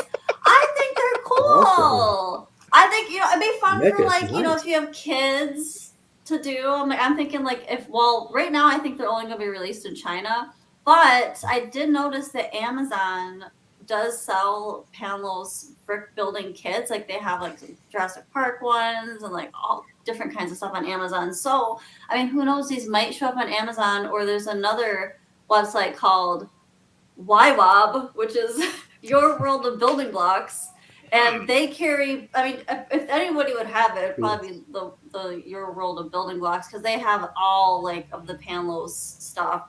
So I mean, keep an eye out on Kaiju Battle. I mean, I'm sure he'll be once we find out when these are going to be released sometime this year. We'll have a better idea of a release date and price. But I mean, kind of neat. It's fun to build stuff. I mean, I can't build a kit, but I can probably build one of these Lego things. So. Have you ever tried to build a kit? This might be harder to build than a kit. Oh, maybe. I'll tell you right now, 'cause I'm not good at these things. I'm really not good at Lego and any of that stuff. I'm afraid of resin and breaking things. So hopefully. Seriously, Christine, you should try to do a Billiken one day. Just try your hand. Oh, yeah, I could probably do one of they're those. reasonable. They're a really great starting piece, but that's neither here nor there. Sorry. Go ahead. Oh, no, you're good. So, yeah, I mean, we'll keep you updated. Keep an eye on Kaiju Battle. I mean, he's always on point with the new releases and that. But, I mean, if you have kids, that'd be a fun project to do with them. And hopefully they would have light-up pieces, maybe effects parts would be cool. But keep an eye out. We'll find out. As soon as we find out, we'll drop it in the group. So I'll throw it over to John and see what you got for your news. All right. What you got, John? Thank you, Christine. Well, as your Godzilla librarian, I have to inform you. Hold on one minute. Hold on. All right. Oh. If you have these, nice. Get the assembly right here. If you have these, you're going to want what's coming. In March. Can you flash that new one? These are the Godzilla from the Godzilla completion series. Oh, yes. So we got the GMK completion coming. So, oh boy, for March. These are March. If you want the details, if you want the themes, these are what you want. Build your library on these. What a great cover! What a great cover! Absolutely. It's probably not even the finished cover. This is basically just their teaser announcement for it. Yeah. Wow. And what's these books? How many pages? They're fantastic. So Moats about Hobby Japan, and I mean they give you everything you want. They give you you actually get the scenarios as well, the scripts. I mean the behind the scenes, the photography is awesome, and the storyboards was even better. The one on 62, you just couldn't be. That's a must have. So. Oh, that's the series. Oh, the 62. That's the one that you showed before. Yep. The last one that came out. And if you don't get them when they release them, they just start to go up in price. I had to track down the Godzilla vs. Valentine, and this I got it for $65, but some of them are going for $120, $140. So you got to get them while you can. Yeah, and they're reasonable. Yeah, that's the thing about Godzilla collecting. You got to jump on some of these things. You can't sort of flounder, because it's going to be gone, or it's going to be gone way up. Yep. Yes. Oh yeah. Now, John, when you said I've got something to say, I'm the Kaiju librarian, I thought you were going to give us all a summons for never returning that book that we all stole from the library, that Godzilla book from the 70s and 80s. We all, everybody in that audience, everybody viewing, we all stole that book. I'm coming with your. I probably owe like several $1,000s for that book, because it's still somewhere in my mother's attic. I never returned it, and I know a lot of y'all didn't return that either. What's the series book again? I forget the name. Middle school had it. I wonder if they still have it. There's an Iron Thorn. Whatever. You guys know that book, and I got nervous when you said you're the Kaiju librarian. I thought I was going to have to be slapped with a summon. Slapped with a summon. With the bill. Let me mention. I forgot about this, but as an event. Obviously, we can't attend, or some of us may. Godzilla versus Okinawa is going on, where you can go around and get pictures of you with King Caesar, and all that, in Okinawa. It's pretty cool. It's like, get your stamps and all kinds of. These are stand-ups though, right? They're not like the actual suits. Yeah. I don't care. Tommy Castle did the same thing. Yeah. That's cool. So it's like, yes, that's cool. Yeah, Kyle, actually, G emailed me a while ago some pictures of him because he went to the Atomic Castle one with some of the X Plus people, and he showed some pictures of him next to the cutout standees or whatever they were. So that's pretty damn cool. That's cool. And while you're in Okinawa, you can just go see the real thing. You can go to some of the shrines and this and that, and you could also see Ron Nix, one of our collecting buddies who has his Kaiju museum down there. I don't think Ron watches our show, but he should. I'm giving him a shout out anyway. So Ron, watch the show. And here's a message you'll never see, Ron. Message you'll never see. That's right. No, he's a really sweet guy, and he's been a long-time collector. Yes. And he has a big place in Okinawa, and he has a lovely, he calls it the Kaiju Museum, and he invites anybody who is in that neck of the woods to go see it. So he's a super cool guy, and you guys know him from the internet. He's very active in a lot of groups. So that's it for my news. So back to you, Kyle. All right. Well, thank you, John. Thank you, John. Very much. So let's see here. My news segment is one of those ones where it's like, ooh, cool, but you can't get it. Sorry. Oh. Yeah.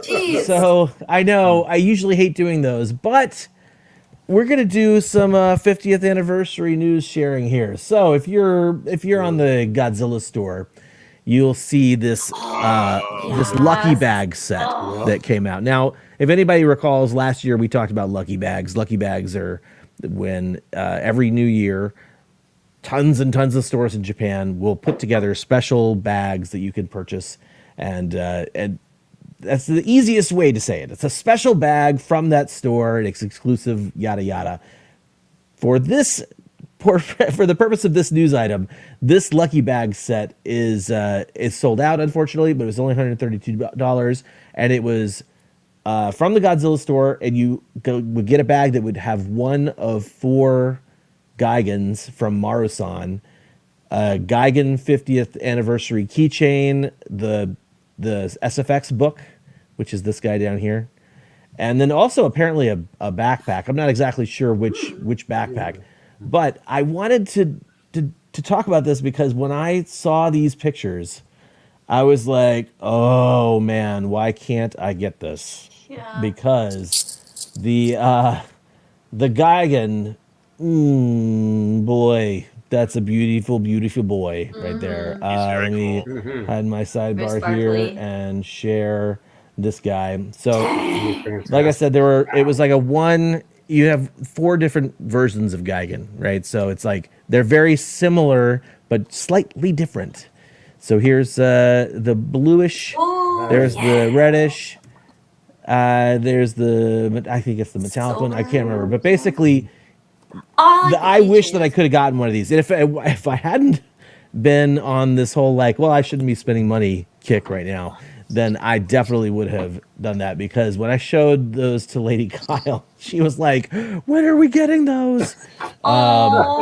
Yeah. But never say never, Kyle. I mean, it could never say never. Yeah, I can can always potentially find one later.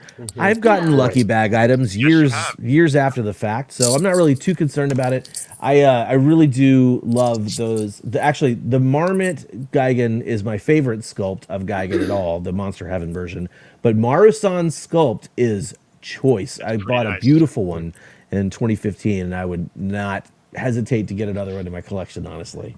Wow, I don't think I saw that when you were previewing it. I love the bluish one. That's the one I would choose. I love that bluish, like that sort of cool bluish ones. And speaking of Gigans, my favorite Gigan is the Pilot Ace. I just love the simplicity and the size of it. I had it and I sold it. The Pilot Ace one. But which one did you have? Which colorway did you have? I had the one, Kyle. I had the one that was sort of pastel-y, pink and green and gray. The one I wanted is the one that I think Ryan Wilhelm just got, the black midnight version. That's really I think Unfortunately, I think that's the best looking Dan. one. That It's- is the best looking one.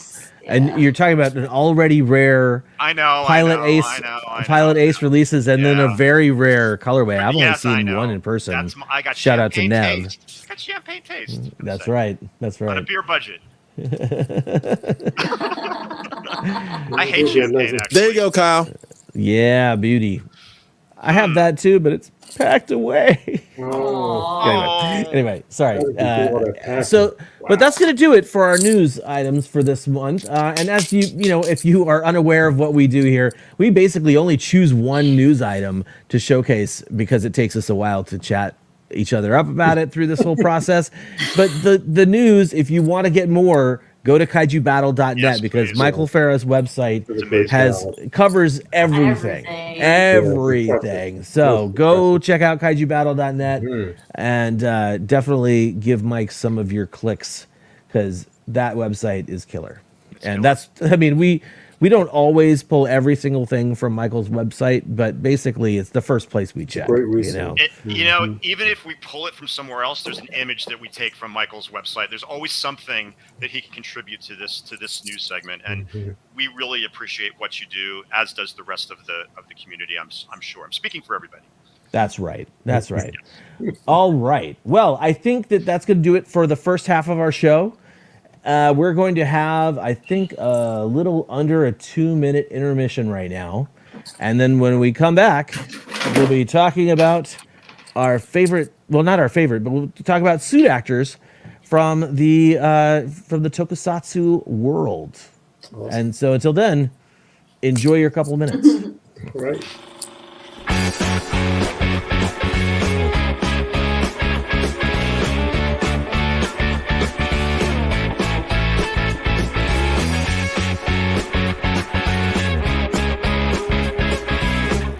The Shogun Warriors, Guy King with rocket boosters, Great Mazinga with rocket launcher. Look, it's Godzilla! Is he friend or foe?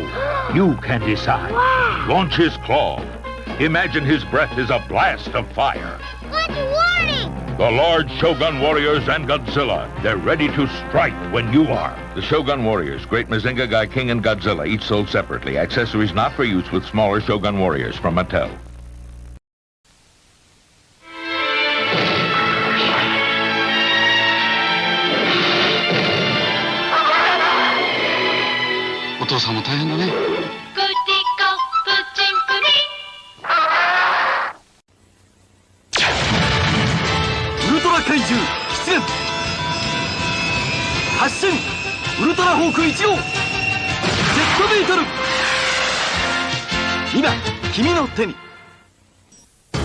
ゴジラ対デストロイヤー。黒いボディを赤く染め、行けヒートウォークゴジラ。土球歩行デストロイヤーが迫る。究極の造形とド迫力アクション、バンダイゴジラシリーズ。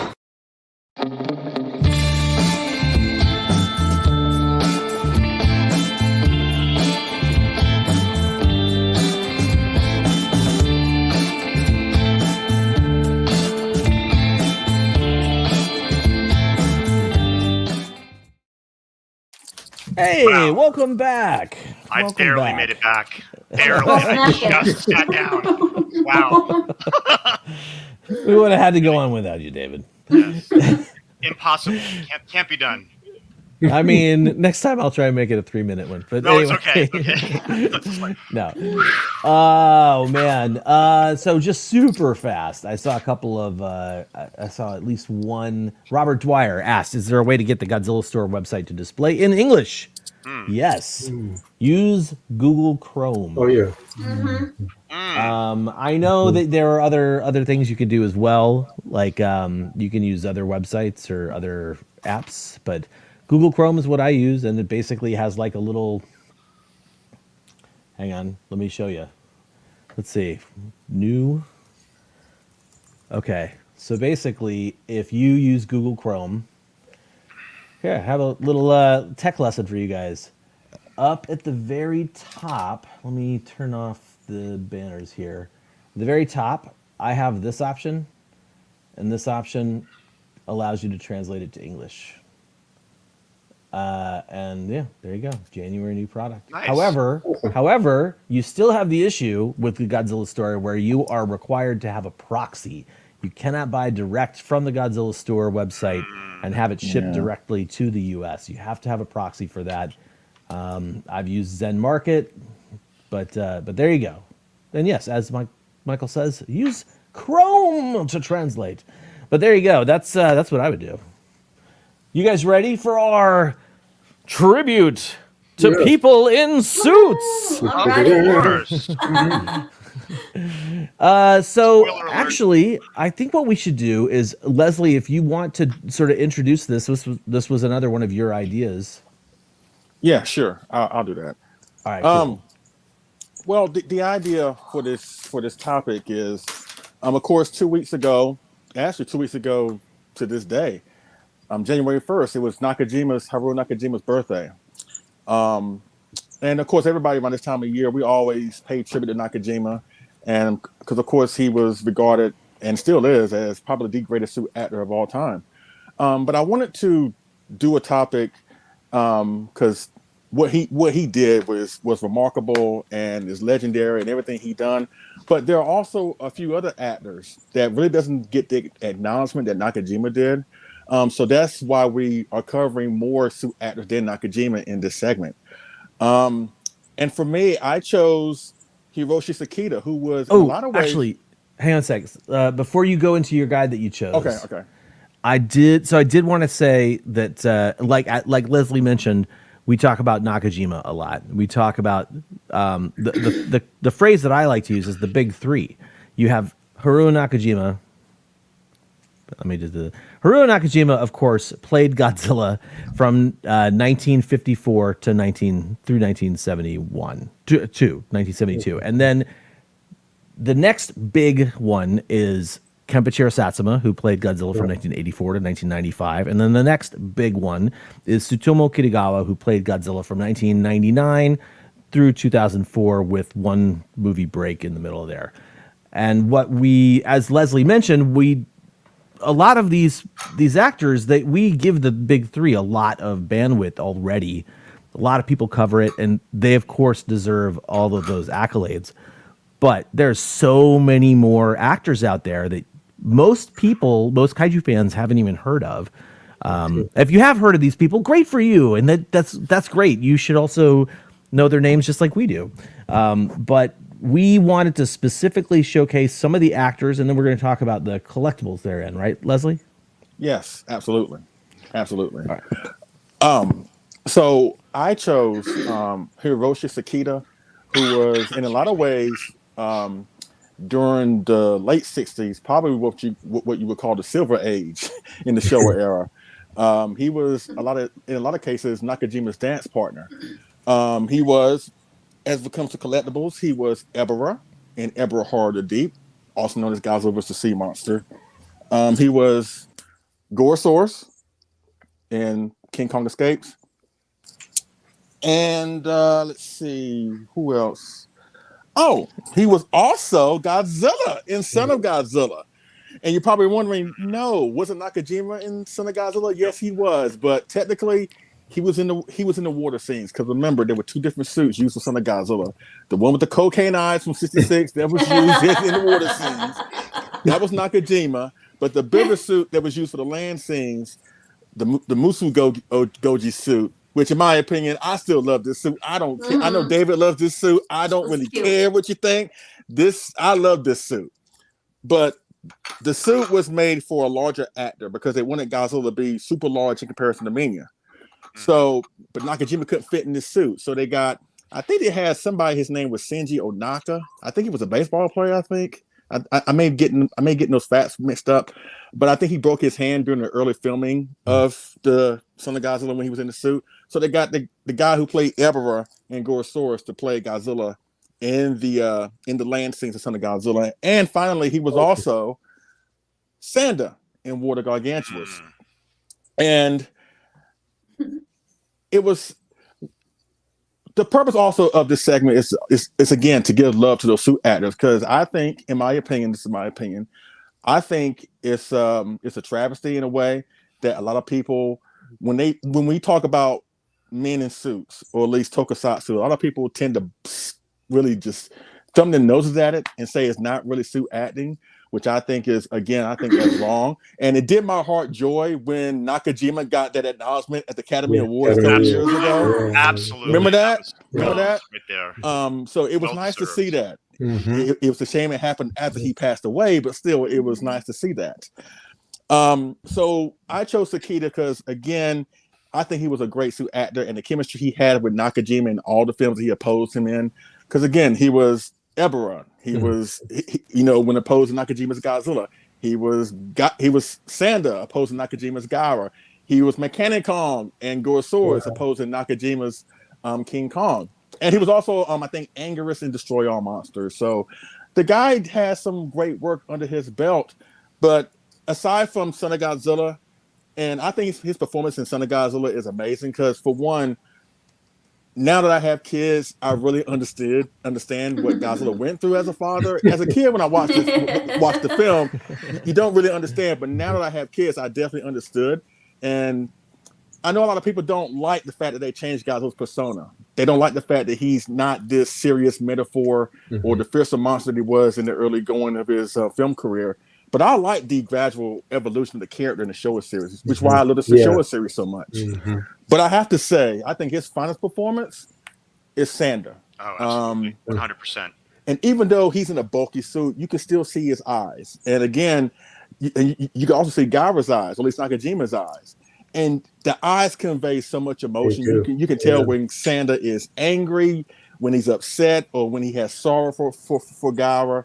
But again, his performance is really cool, and it's really tragic because you can tell towards the tail end of War of the Gargantuas, you would think after the skirmish that he and Gaara had before that they would pick up where they left off, right? But instead, when he sees Gaara, when Gaara's running wild through the city, Santa's trying to stop him, and he's trying to stop him with hand motions. He's shaking his head. He's basically saying, "Let's not do this. I know it's going to get physical, but let's try another way to resolve this situation." And honestly, I think we've all been there. Have you ever tried to help somebody that was their own worst enemy, but you end up getting hurt as a result of you helping them? I think we've all been there to a certain extent. But then Gaara just pushed him to the point where there's no return. And I remember that one time when Gaara pushes Sanda into a building, he falls down. They have a close-up of Sanda's face, and a look in his eyes says, "You know what? That's it. I tried. You pushed too far, and now I'll have to fight you force on force." And again, that's why I love War of the Gargantuas. That's why it's my favorite non-Godzilla film of all time. And ironically, that monsters have more character than the dumbed-down protagonist that's in that film. But we ain't gonna talk about that. We're not going to go there. Yeah. We're not gonna go there. We're not gonna go there. But again, when people say that suit actors should not be acknowledged as actors, I say that's garbage. And I will point to films like this, point to films like the original Gojira, just point to any film or anything involving suit actors, because it's not fun to jump in a suit, big and bulky, have explosives tied all around you to give us these fun moments, Right. So no different than Denzel Washington, Leonardo DiCaprio, Nakajima, Sakita, and everybody else we're going to talk about in this segment deserve as much recognition as anybody else in Hollywood right now, because they paid the price to make these films happen. So I'm glad that we're covering these awesome people in this segment right here. So again, Hiroshi Sakita, please give that guy some love. Watching Ebera or War of Gargantuas, show the guy some love because he did some great work. So without further ado, I'm gonna kick it over. Who's next? Is it David next on this one? Sure, I'll go next. Okay. Well, David, you're up next, my friend. Thanks, Leslie. That was a great little tribute there, and I learned something from that. I didn't know he played all those monsters. That's great. Yeah, right. We learned stuff on this show. See, Yes, we did. So it's no surprise that Haru Nakajima chose Gaira as his favorite tokusatsu character that he's ever played, because as Leslie alluded to, he could emote through his eyes, and you could see real acting take place. It's impossible to see real acting when you're in like inches of rubber and plaster and explosives and all this and that. You can barely breathe, you can barely see. It's really not a fun, easy job to do. And I think that this tribute we're doing is great because they're the unsung heroes of our favorite movies. They Really, really are. right? I mean, we love the actors, and it's great when the actors sort of keep our interest as much as the monsters do. But frankly, usually it's the monsters that keep our interest in many of these movies. So this is a great thing we're doing. And without further ado, I chose a huge inspiration to me, and I know John and the rest of you guys here, Bin Furuya. Yes, I said it right too. Yeah. And Awesome. you guys might know his name because he does make the rounds of the conventions. He loves coming to the US and meeting with the fans. Yeah, he he played does. Ultraman in all 39 original episodes. Now, I was doing research for this particular project, him. I can't speak today. And Kyle said, why don't you re-listen to, if you haven't already, my podcast interview that I did with him.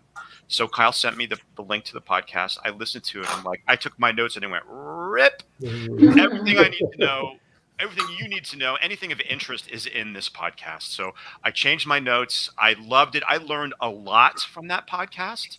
And hopefully I'm going to give you some of the highlights of it because it's a good, sizable, length of time, but you guys should definitely go back and listen to it in its entirety at some point at your convenience because it is that good. And Kyle, we all forget how good he is at what he does. And I was just blown away by that today. So thank you for that. And I'm going to just jump right on in. So, Furuya-san was born in Japan in 1943.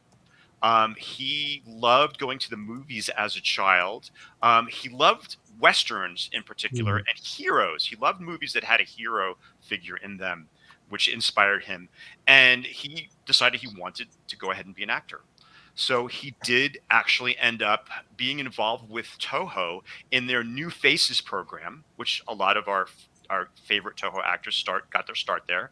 And he had a small role. He had a small role in a Akira Kurosawa film, which I didn't even know, called High and Low from 1963. And now I have to actually go see that or see if I can find that because I love Kurosawa and I'd love to see him in that, even if it is a small part.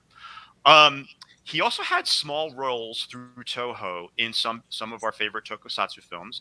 And in Kyle's interview, he went on to talk about his most memorable, of course, was playing the alien from Planet X, one of the henchmen from Planet X in Kaiju Daisenso. They're Monster Zero. And I bet you a lot of you didn't even realize that was Bin-san. That was him? I didn't know that. You learn something on this show all the time. And he went on to say how wonderful it was to work with Toho's heavy hitters, Akira Takarada, Kumi Mizuno, Jun Tasaki, I can never say his name right. And also he loved meeting Nick Adams, which starred in some of his favorite inspirational hero movies, that he grew up watching. So he loved that experience. That's him. Yep, that's him. That's definitely. He's holding the helmet too. I mean, it's pretty cool. His first experience with E.G. Tsuburaya and Tsuburaya Productions was when he was contacted to come and play a monster in Ultra Q. And the very first monster he played was Kimuru-jin. Oh, I didn't know that. Awesome. Because Tsuburaya, knew of him, and he's pretty tall. He's a pretty tall actor for a Japanese dude. And he's thin, and he was kind of out of this world, like alien-esque. And so his very first Tsuburaya part was playing monster. And his very second part was playing another monster, Ragon. Oh, now, I know this is the male Ragon from Ultraman, not from Ultra Q. He was actually a female, but he played that part. And he went on to say that he wasn't really stoked at being a suit actor. He wanted his face to be seen, but that wasn't to happen until much later on. And so Tsuburaya enjoyed him so much and liked his physicality that he really requested him from Toho to be in more of his TV shows. And they wanted to do a new TV series called Ultraman. And they contacted him and said, hey, how would you like to be the main character for this new TV series, Ultraman? And he's like, yeah, that sounds pretty good. Until he found out that he was going to be in a suit, in a mask, in a very hot suit. And he said, no, thank you. Wow. He did not want to do it. And I didn't know this. I didn't know I any of didn't it. know either. Wow. And, they went on to talk to him. They tried to talk him into it, saying, hey, TV is going to be the next frontier. Not a lot of people in Japan had TVs at that time, believe it or not. And the movies were still the thing. So ultimately, he still said no. And the powers that be, the bigwigs at Toho said, look, if you don't do this, you're fired. Wow. So Like they try to play nice. They're like, we're going to play nice with you. How about this? No. How about this? No. Okay, well, we're done playing nice. In a very Japanese way, they tried to coax him into taking the role on his own, but he just did not want to do it. He had no experience. He said, I have no experience fighting. I have no experience with judo or karate. I am a dancer, and I can move my feet around. But as far as the other, and when he did the first episode, Ultraman, the one with Bemler, he hated it. He didn't want to go on. He did not like it. So, but he ultimately fell in love with playing Ultraman because it's so hard. As I made reference to before, the Ultraman suit was so uncomfortable. It was basically a modified wetsuit, which didn't let any oxygen in. Wow. And the helmet was very, very hot on his face. With the studio lights, he was sweating like a pig. He hated it. And then when he had to do the scenes where it was cold, he said it was like the opposite effect. He was freezing because there's no insulation in it either. So it was very, very uncomfortable for him to work that way and to find his stride. But ultimately, he did. And he said, okay, I'm going to make this work. I am going to use inspiration from my favorite actor, James Dean, his favorite actor, his inspiration. And apparently, James Dean did this in some kind of a... Wow. And he said that he based that Spacium pose on James Dean from a specific Western. Amazing. And that's how we got the Spacium pose. Amazing. And he... Kyle, if you want to, I think I sent you some photos too. You can just scroll through them while I'm talking, if you don't mind. We all did get to meet him at G-Fest. Many of us did. We're lucky enough to. But ultimately, okay, I'm getting to that point. Ultimately, he enjoyed playing Ultraman. He played Ultraman in all 39 episodes. There you can see him getting into the suit or coming out of the suit. He looks happy. He's probably coming out of the suit. He's coming out of it because and there he is with our favorite Fuji. Yeah.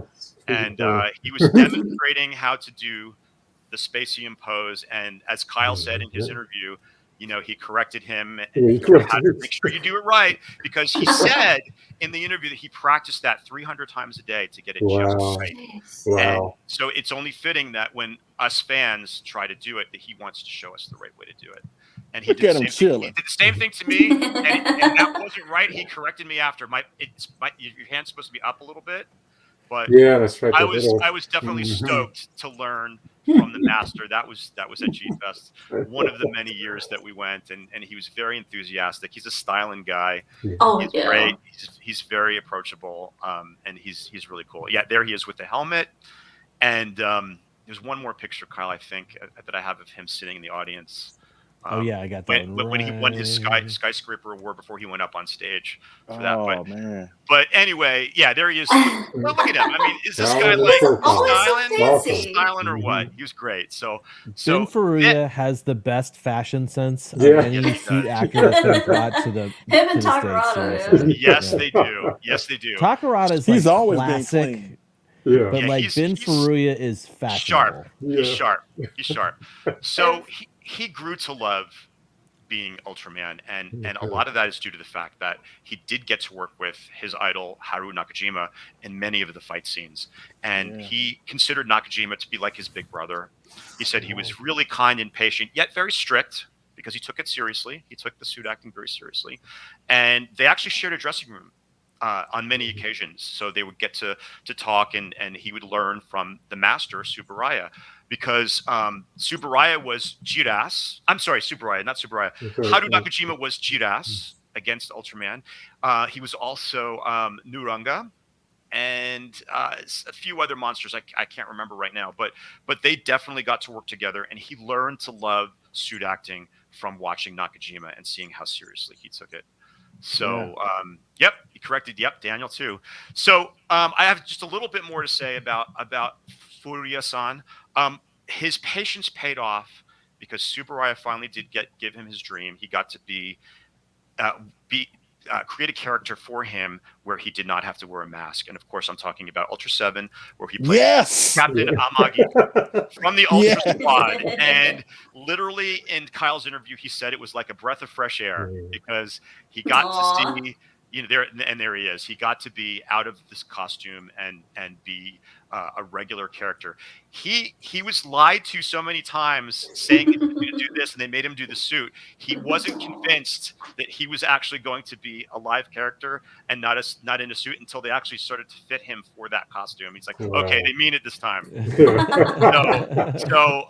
It definitely, it's like one of those, like an arranged marriage where you're not in love at first and then you kind of fall in love over time, and that's exactly how he feels about Ultraman. Now he loves Ultraman. He loves talking about his experiences. He took a hiatus from acting for many, many years, and he actually owned a stuffed animal company because he loves children and he loves doing things for children. And he did that very successfully for many years. And then he decided to get back into it, and he had an opportunity to be in another more recent kaiju film, a film that is not one of my favorites, but it's definitely, it's there if you want to watch it. And it's cool to see him in there. I'm talking about Gulala's Counterattack. It's just one of those movies where, okay, I'm going to watch it, but just you got to be in the right mood for a Minoru Kawasaki film. I'm just going to say it's all over the place. Some parts are fun, some parts are not so much fun. But anyway, he did get to play in a more recent tokusatsu film, Gulala's Counterattack. Check that out. And these days, he's very excited to travel around the world, including the U.S. And his goal is to visit every single city in the U.S. where there are Ultraman fans that want to see and meet him. Wow. And one of the last things he did say in Kyle's interview was he was on his way. This was 2018, Kyle, if I'm not mistaken, right? When you did the something interview. Like that, yeah, it was a while ago. And a long time ago. he said soon he was heading down to Brazil for 2 weeks to do appearances because in South America, Ultraman was very, very popular. Huge. Still is. Huge. So he was looking forward to that, and he said he is looking forward to seeing all of us at future conventions. So hopefully let's get this COVID nonsense out of the way. So we can all go see him and cheer on and support our hero from Nebula M78. So there you have it. That's my guy.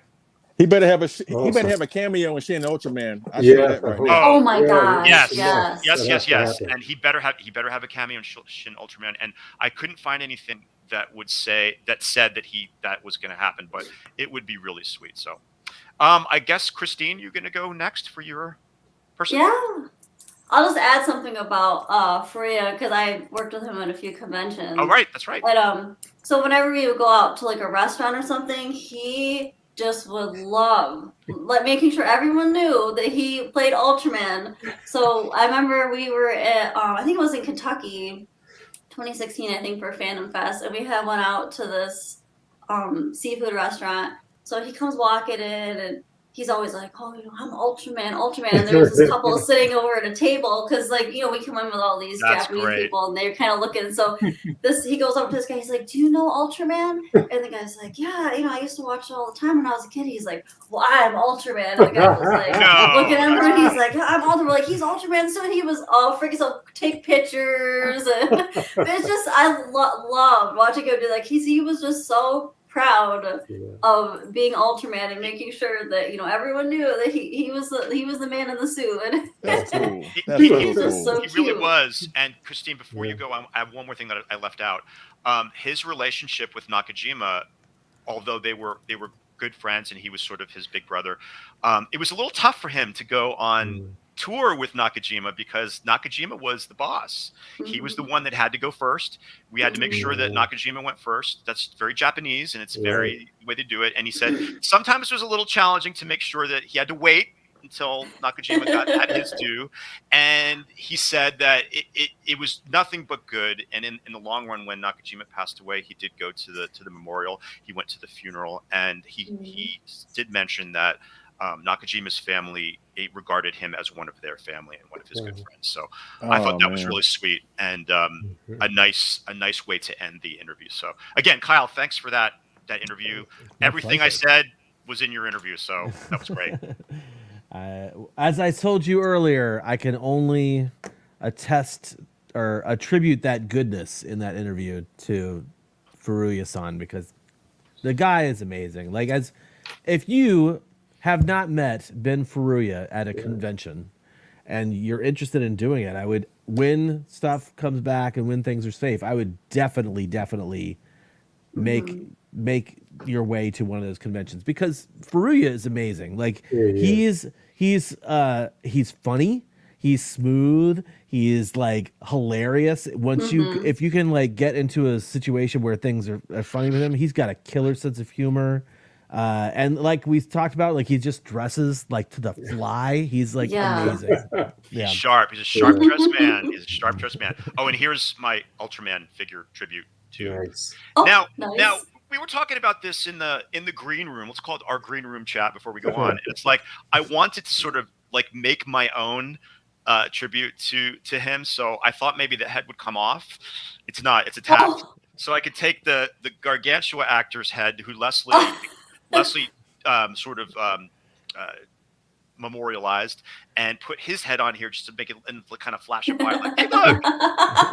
But that was not to happen, because all of the Sofubi Ultramen, like, they're molded where only the arms and the legs are separate and the head is part of the body. So anyway, this is a really cool glow in the dark M1 Ultraman figure from Ultraman Type A. So I think that's it. Christine, I cut you off. Do you want to continue with your...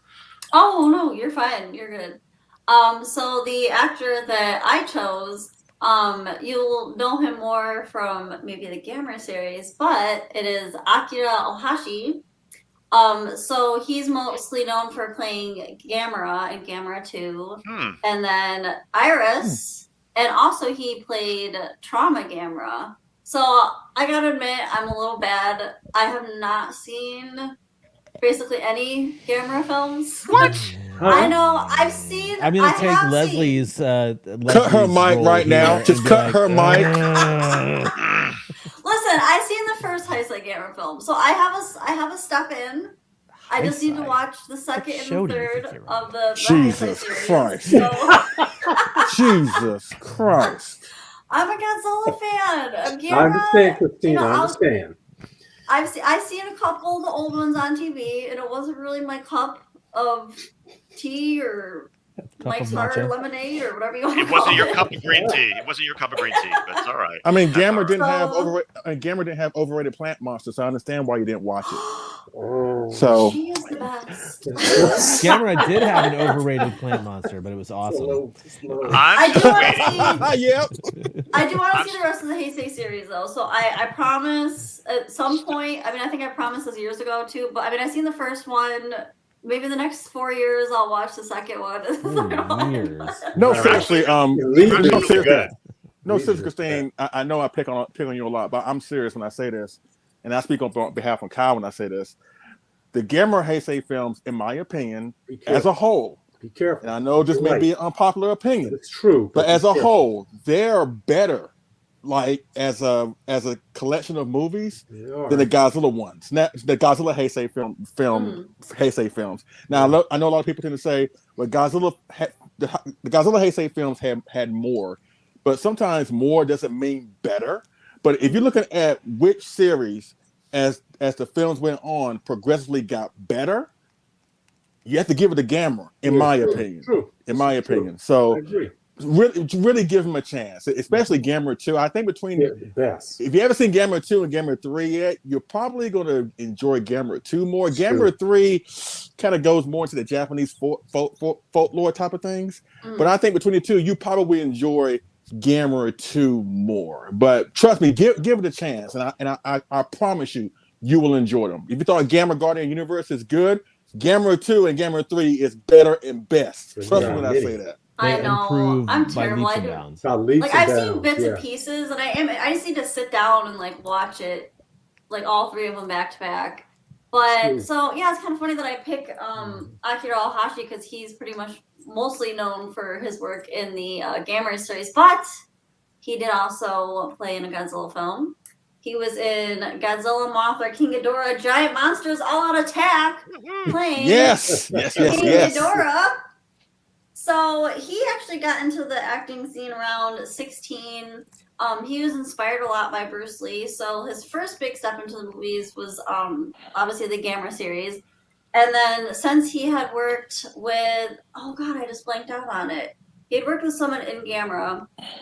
And this is kind of like how he got his way into the Godzilla film. So he was chosen to portray King Ghidorah in Giant Monsters All Out Attack. So, I mean, you can imagine, I mean, the Gamera suit itself looks pretty big and bulky, but how hard would it be to play a giant monster with 3 heads? Yeah. Like that's got, and then the suit for this was just messy. There, you can see him peeking out now. So the King Ghidorah suit actually there was 2 different sets of heads. In some scenes, they had a set that had longer necks on it. But in other scenes, there was a shorter set of necks that was attached to the suit that he actually controlled with his arms. Mm-hmm.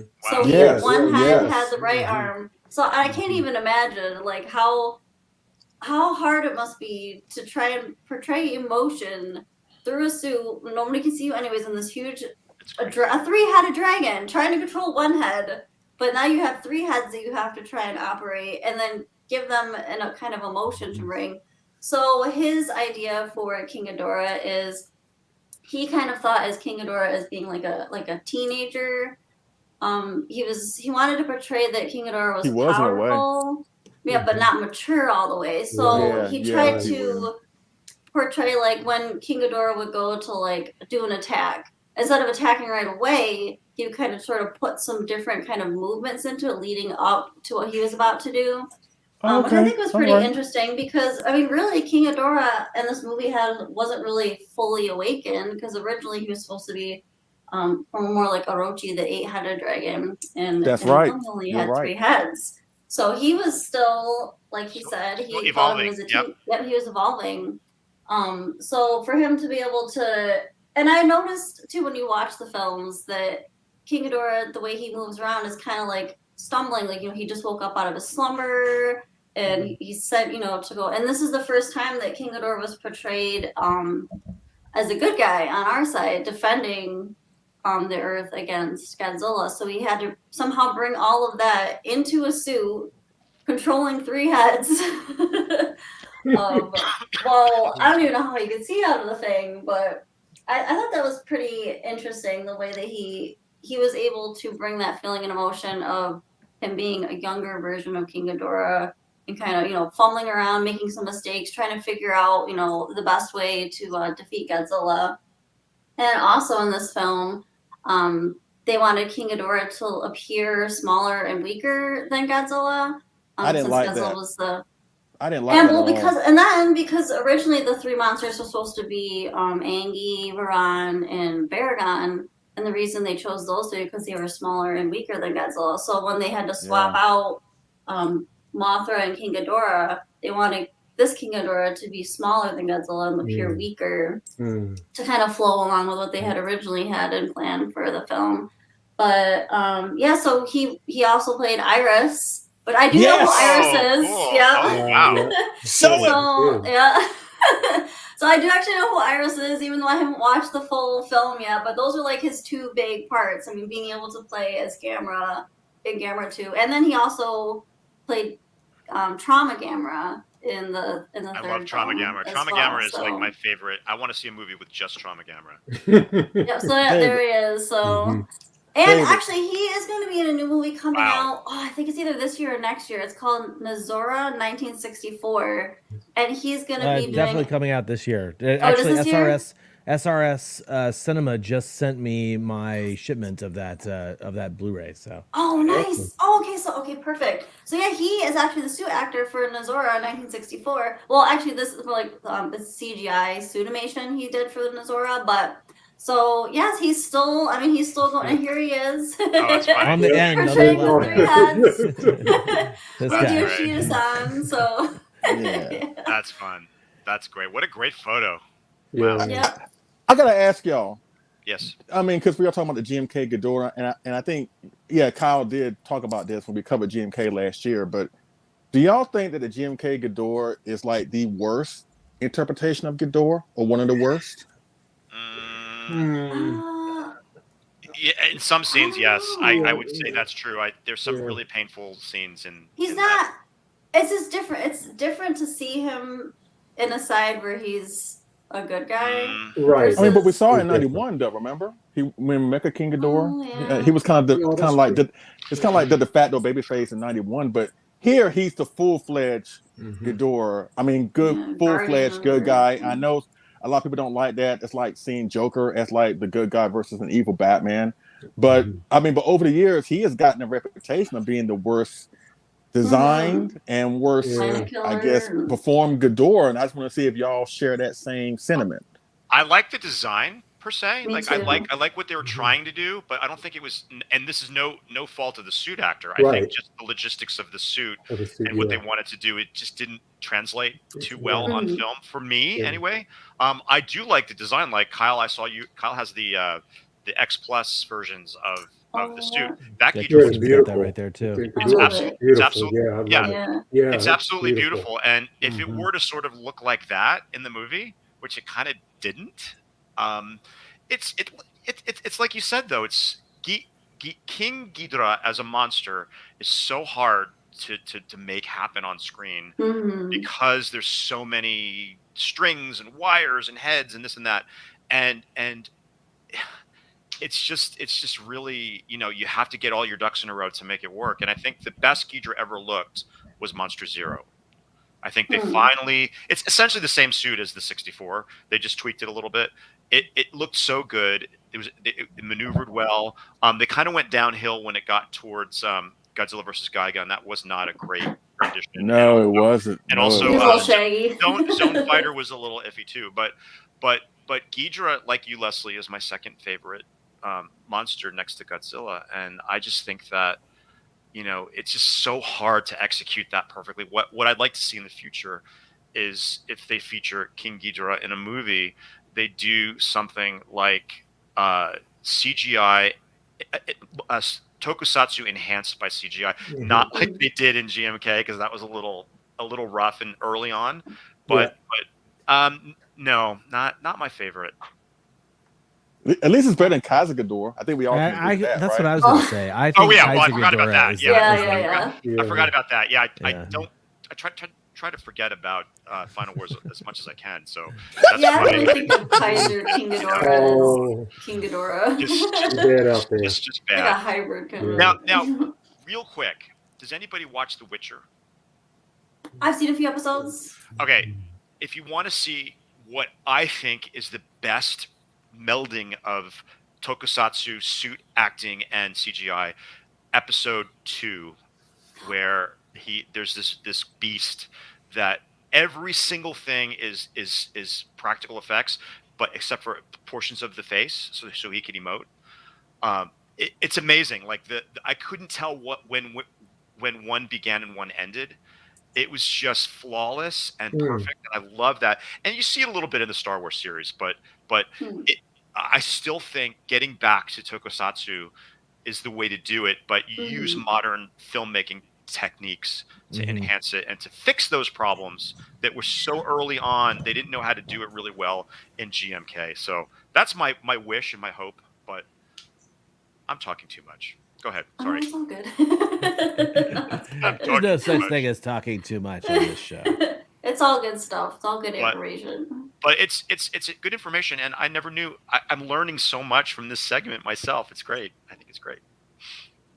Yeah, so definitely keep an eye out for Nezora in 1964. I mean, it looks Sure. really cool, and it's nice to know he's still, in the business and still doing suitimation and suit acting. So maybe we'll see him in something else coming. Maybe. Oh, and then he did actually. If you watch their GMK, he also made a cameo along with Ray.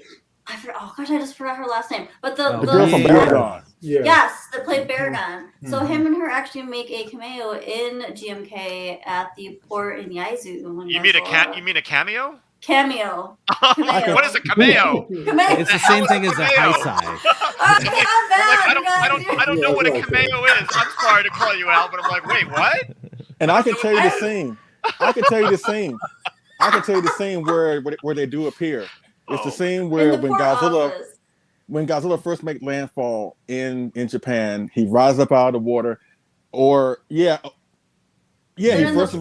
first rises up out of the water, and there's a shot of like 3 people, I think officials, in like this room, and they have like they have like this picture of the Lucky Dragon number 5 that they close up and zoom in. Those 3 people. Yes. Those 3 people. The girl was the girl who played Baragon. The guy who played King Ghidorah that Christina's talking about is in that scene. The guy who was it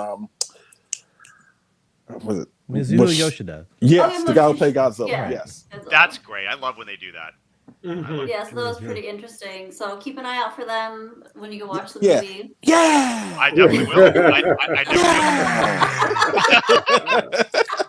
I never noticed that was them before, and I love that stuff. Love it. It's a quick little. Oh, I just lost my earbud. Christine, if you ever watch King Kong Escapes, you'll see that I'm getting to that too. has cameos. No, she won't. Nakajima I'll watch that when I watch the rest of the Gamera series. Nakajima has cameos throughout that movie. Oh, he has cameo? Oh. Yeah. I'll watch for his cameo then. Sorry. I'm an asshole. Sorry. No, it's all right. I mess up words all the time. Like, I don't know how to pronounce anything, so. It's okay. Everybody needs to learn how to pronounce things. I mean, it's a Might as well natural. It's part of the uncollectible natural order. monsters, you know? There you go. All All right. right, well, I'll throw it over to you, John. I'm going to try and find my earbud here that fell out somewhere. So, Before we kick it over to John, I will have a couple of extra little things to mention about Ohashi during my segment. Oh, cool. But John, you should totally go first, man.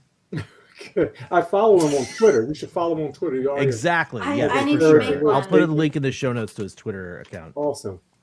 Well, I didn't always, growing up and through the 90s, I didn't really think about the suit actors. Primarily, I was a Satsuma guy. That's who that resonated with me in the 90s with the Heisei era. And I didn't always think about Nakajima-san until later. But my favorite Godzilla growing up, and only, older, I really gained appreciation really for 54 and now Shin Godzilla, but my favorite, and I didn't know who was in the suit, and I didn't think about him because it was just Godzilla. They really the suit actors, yes, you don't see them, but when you do a good job, you don't think someone's in the suit. And I never thought about that. That's right. There you go, John. There you go. Oh, I got to. I'm in North Carolina. That's going to come up missing. Now, Kyle, I have a video. I'd rather this is my Justice Godzilla. Before your video. Oh, you didn't see the. Oh. No, I'm just saying before your video. Tell people who you're talking about. Yes, but that's the grand introduction. My hero behind the suit of my who brought my favorite Godzilla life is Isao Zushi-san. And awesomely, you're showing the photo here, John Stanowski of Flossy Gifts. Oh, actually, John, sorry. I know why I can't show that video footage. Oh, why? It's because you basically have footage directly from the Godzilla film. Oh, will they block that? Yeah, we get shut down for that stuff. Oh, no. Oh, really?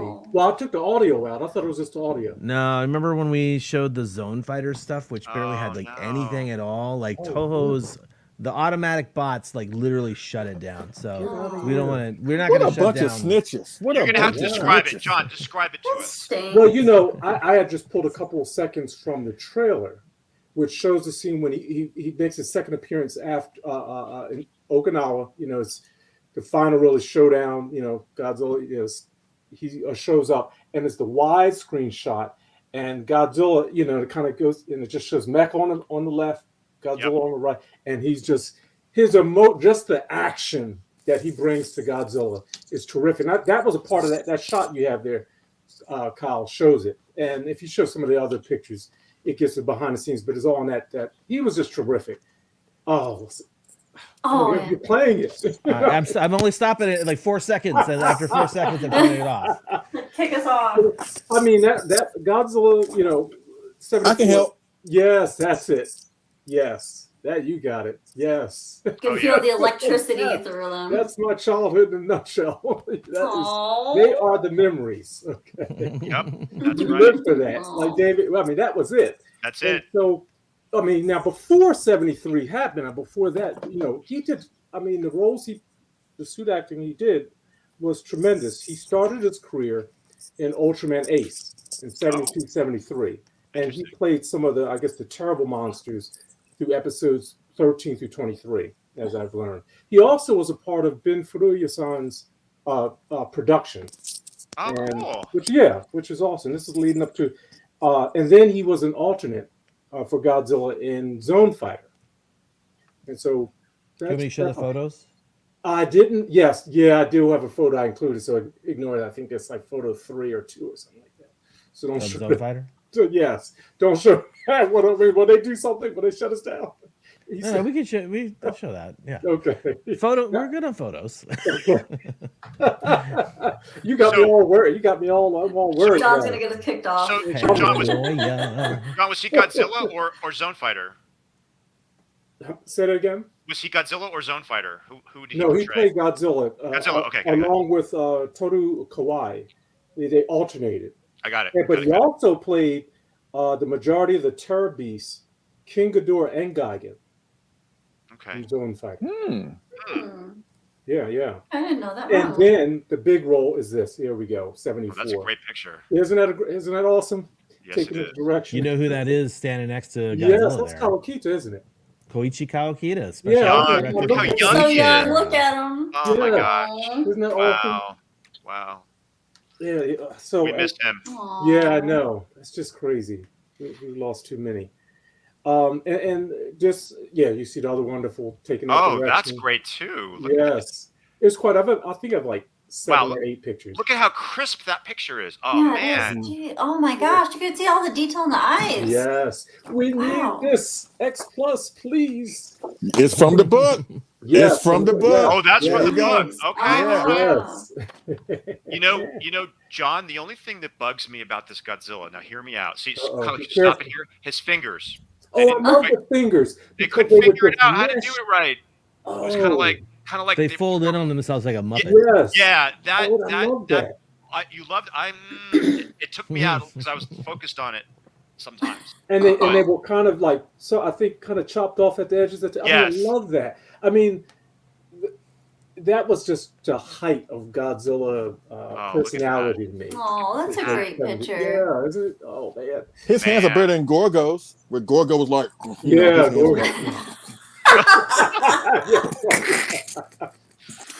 Got me there. This is Got me the there. autograph. You can see my reflection a little bit on the left. Wow. But yes, thanks, John Snell-Speed, for making that happen. Because in there he is signing. That's Look at that. Wow. Is he still with us, John? Yes, I believe so. Oh, good. Yes, Good. yes. Okay. And this was a couple years ago. Okay, he good. did these. But bring him to G-Fest. His last I know, right? the role I didn't know he played was the T-Rex in The Last Dinosaur. That's cool. Cool. I love that movie. I Me really too. do. That movie's amazing. It was. I found it on one of my VHS tapes when it aired on ABC years ago, and that music just depressed me. But it's something about that movie is so depressing, but it's fascinating at the same time. And here, That's a great shot. Oh, look at Godzilla in the background. Oh, that's cute. That's adorable. Yeah, the last dinosaur was a big event on ABC. I remember because it had a big spread in TV Guide, and I remember being like circled it. Got to watch this. Planted in front of it, and I remember watching it, and it's like I didn't know that was a Toho production at the time, right? But I did know because I heard the sound effects and the roars. I'm like, it's a Toho. It's got to be. But yes. And there we go. Oh, look how awesome. Actually, John, have you looked for his shop in Japan? No, you know what? Next this photo on the left here, and the photo that we just showed where he's got got Godzilla, the Bandai figure on the shelf behind him, those are from like a ramen shop or a noodle shop or something. Like I think he actually owns it, and like so you could go to his shop. His that's cool. That is first day. I'm going to. I want some ramen right now. Let's go. Yes. I don't know if it's ramen. Don't quote me on the ramen part of it. Just I know that basically these photos. There's another photo of actually him behind the counter, and Kenpachiro Satsuma is getting food, and he's Some sort of kind like, food. Yeah, well, whatever it is. I'm starving. I'm hungry. Let's go. God bless you. Let's You go. made my childhood richer. We'll find out where it is for sure. Yes, I'm there for our next trip. Excellent. Yeah, that'd be cool to go to. Yeah, definitely. So now we know the one behind G74, and that's all that matters in this And world. I did not know that before this, so thank you. Yeah, me either. Thank you. Yeah, earlier on, somebody in the chat, I think it was maybe Eric Stolp, was giving Zushi-san a shout out, but I was like, just hold your horses, bro. John's got him. Chotomate. Chotomate kudasai. Chotomate kudasai. Yeah. Okay. What? Cool. Mama, what? Thank you, Carl. First up, that's Japanese, Leslie. You're going to learn some of those words eventually. Wait a minute, please. Chotomate means just a moment, yeah. Oh, I thought you talking about my mama. Well, okay. I would never talk about your mama. All right. Oh my God. So I want to say a quick thing. Thank you to everybody who's gone so far. And I'm not going to really take up much time in this segment either, but basically just something I wanted to add to Christine's mention about Akira Ohashi is that Ohashi is actually, let me get this back up here. Ohashi is actually a member of the, I think, AC3 stunt group. And so that is why Christine mentioned he was involved with somebody in Gamera. Basically, Ohashi and my guy, the one I'm choosing to look at, which is Mizuho Yoshida. Yes. I'm so stupid. So both of these two guys are in the same stunt group, right? So they're in the same, they work together, right? So Mizuho Yoshida, I'm choosing him. He's the guy that played Godzilla in GMK. That's his, most well-known role, I would imagine. I also have interviewed Mizuho Yoshida a couple of times, so I would just say, if you like interviews with the Japanese suit actors, definitely check out the Kaijucast interviews. I actually should probably put some links in the show notes. They're fantastic, kind of and I definitely need to revisit more of them because I was blown away. And if it's anything like the Furuya-san, it's going to be great. And he looks like he's just such a bombastic, enthusiastic person. I never met him in person, but it just looks like that emotes from the photographs. Yoshida-san? Yes. Oh, he's always Yoshida. So what I would say about Yoshida-san is, absolutely. He is, he's, first up, he's a big guy, right? He's like larger than generally the rest of the suit actors. I think he's not as tall as Furuya-san, as Ben Furuya, but he is, he's like bigger, right? So like when they made that Godzilla suit, they made it big because they needed a big suit actor to play off the smaller kaiju. And also, in addition to Ohashi being in the same stunt group as Yoshida, so is Rie Ota, who played Baragon in that movie. If you have not seen that clip, you need to go to YouTube. 'Cause it's great. You are a trip and a half. She was passionate. I give her that. She was passionate about it. She's so cute. Yeah, I love those guys. I would have talked about all three of them. And in fact, I actually was kind of surprised that Christine didn't talk about Rie Ota. But that's the reason I had originally entitled this segment "People in Suits" instead of "Men in Suits" is because Rie Ota's lady, obviously, and if you did not know this, Gauss in 1995 was also played by a lady. But I'm getting off track. Absolutely, he's right. Track. So Mizuho Yoshida got his start by basically after school he would go down to where they were shooting like Sentai shows and Sentai specials where they would basically be in, where you look at those shows and there's all the battles take place in like a quarry, right? So he would basically he would get work by appearing in these stunt shows, and so that's how he got involved with stunt acting. And I wanted to specifically showcase a couple things because as we're talking about Godzilla, the suit that he played, or the role he played as Godzilla in that suit in GMK, that was in 2001. Now, that's definitely not his first role. If you have listened to me at any length of time talk about some of these movies, this is from a movie called Mirai Ninja, which is also known as Cyber Ninja from 1989. It was Keita Amemiya's first movie, and this middle dude in the image here, this big giant white samurai robot looking guy, Yoshida's playing that guy. Oh, cool. And it's just one of those things where you see him step onto screen and it's just towering over everybody else. You're like, that's got to be Yoshida. He's been in a lot of other films too. Let's see. He was also, is it going to do this the right way? If I, this is Zerum 2. Oh, but, that's right, Zerum. hang on. I've got it. It's just here. It's just in a different stupid window. He played Zerum. If you've not seen Zerum, Zerum is, of course, not a kaiju film, but it is a movie about I love it. Intergalactic bounty hunting robot thing called Zerum. And it came out in 1991. Very, very iconic. And again, Keita Amemiya's work. And he played the titular monster in this movie, Zerum. And I love this film. If you haven't seen it, Me too. It's check great. Keith out. loves it. Keith loves Zerum.